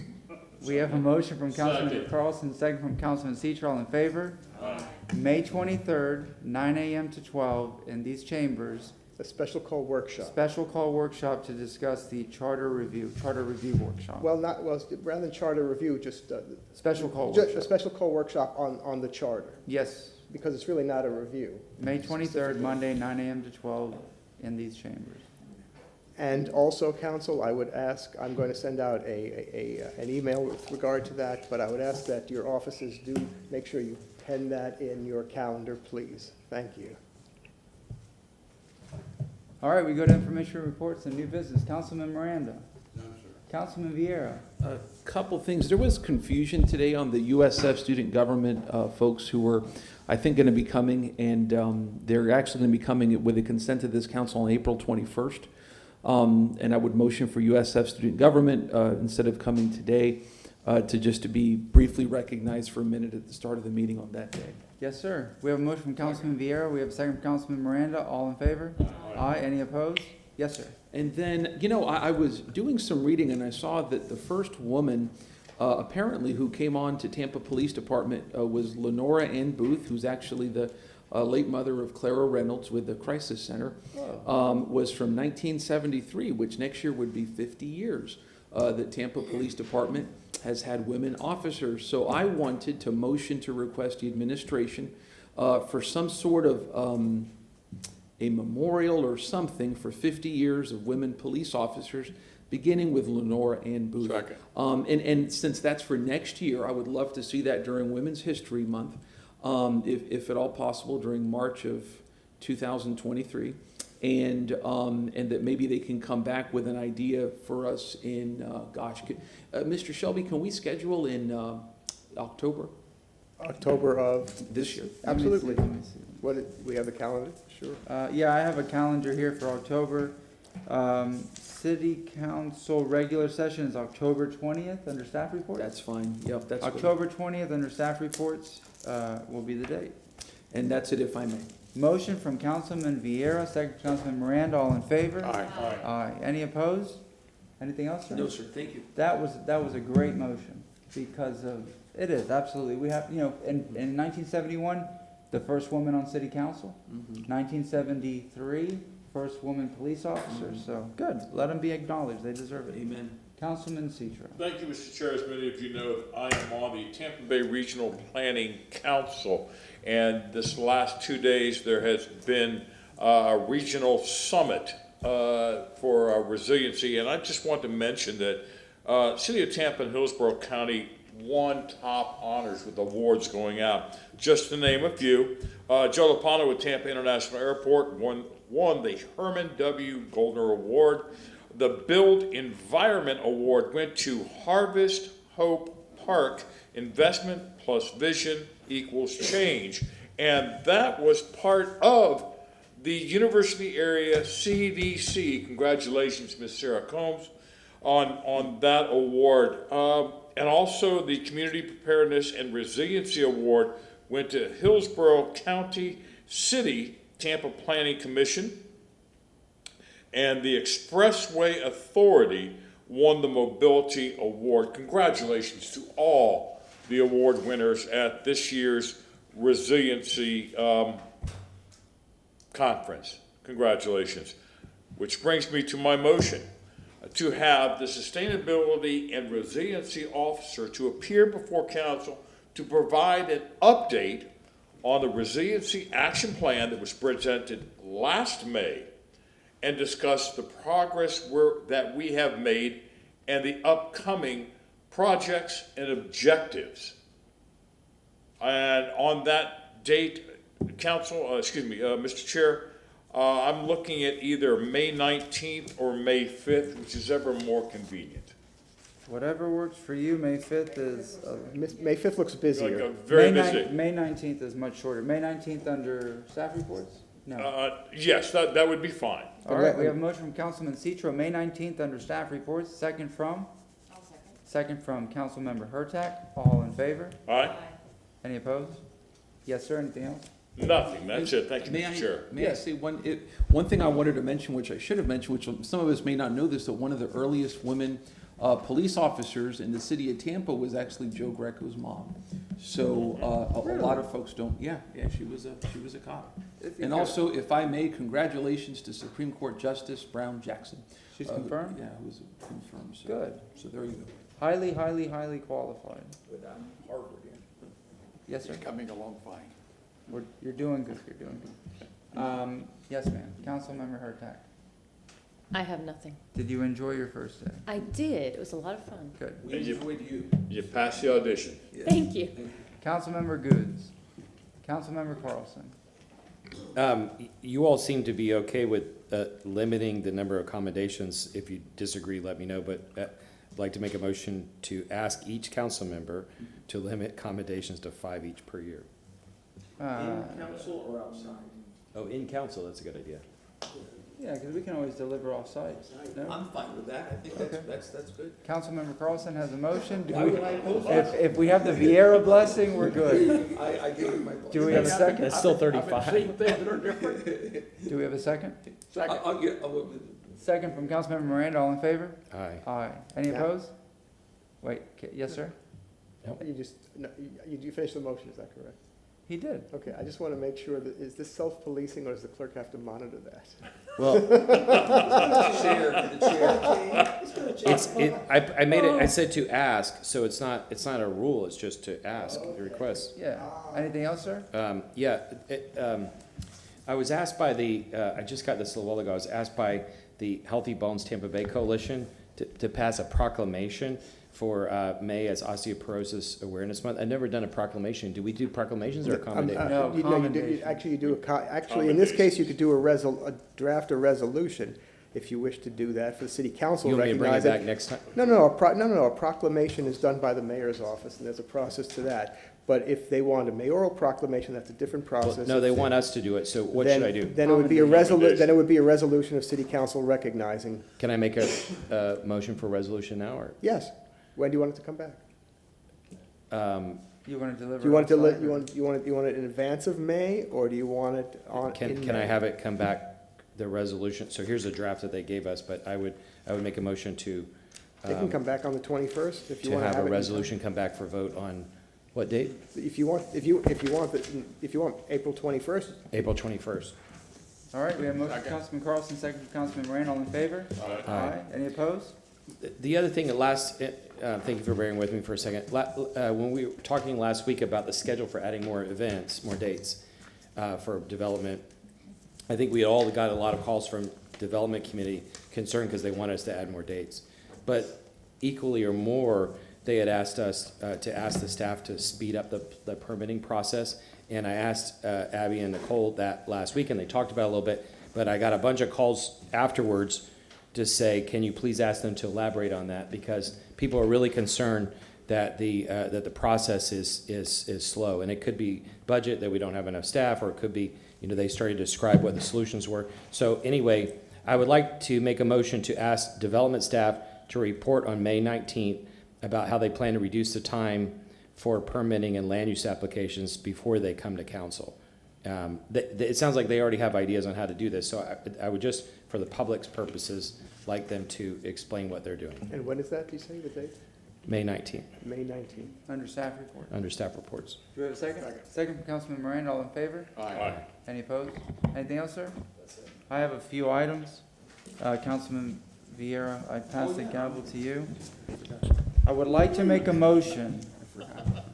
I would like to make a motion to present a commendation to the Crown Queen of Carnaval Barranquilla, Valeria Charis Salcedo, who will be visiting Tampa to celebrate the Barranquilla Carnival. As you know, Barranquilla is our oldest sister city. This commendation will be presented at the event off-site. If any council member wishes to join me, it's tomorrow night. I'll let you know where. Thank you for the long notice. I just got the notice today. Where at? Huh? Where at? I think it's at Whiskey North, North Del Mabry.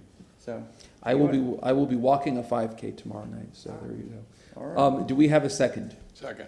Okay, we have a motion by Chairman Maniscalco, second by Councilman Miranda. All in favor? Aye. Any opposed?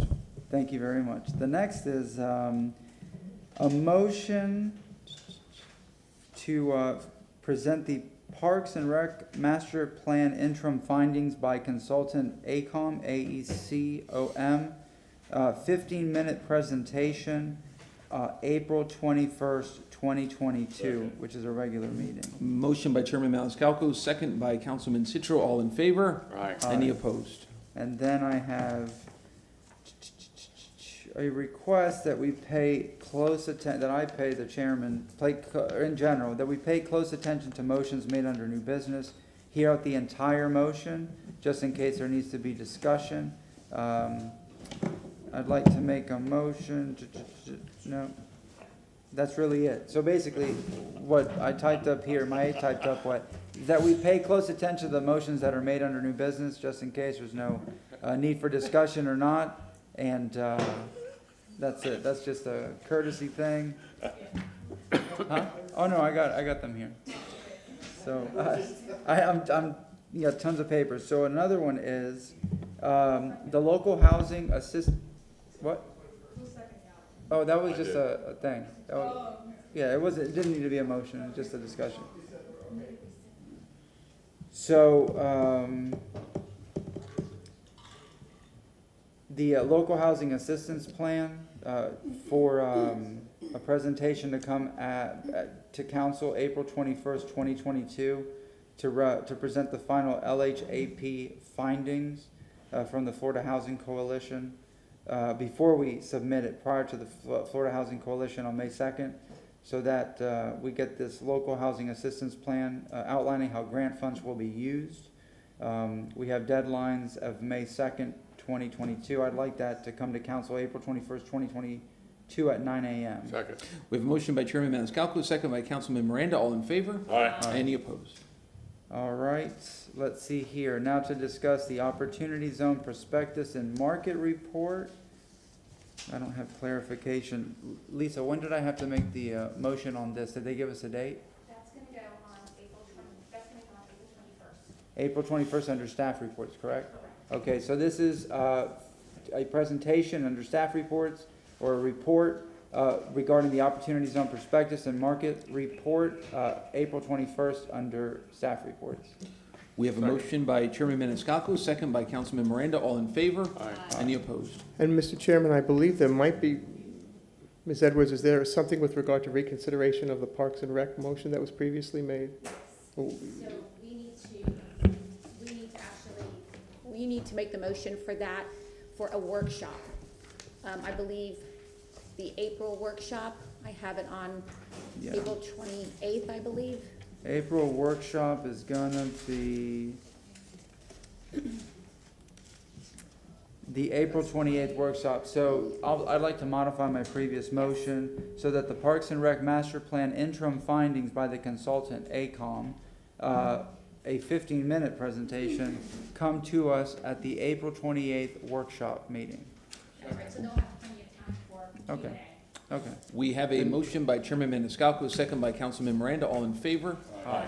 And Mr. Chairman, if that is going to be a presentation by AECOM, did you want to make that earlier in the Yeah, if we could do agenda? it first Because item on the agenda, Well, 15 minutes. the first one is a presentation by the National Defense Industry Association with a 10-minute presentation regarding the long-term issues around McDill. But do you want to make it the second presentation, or you want to just? Let's just make it the second presentation, that's fine. Okay, And thank keep you. it in order. Thank you very much. Do I have a motion to receive and file? Second. So, motion from Councilman Miranda, second from Councilman Citro, all in favor? Aye. We are adjourned.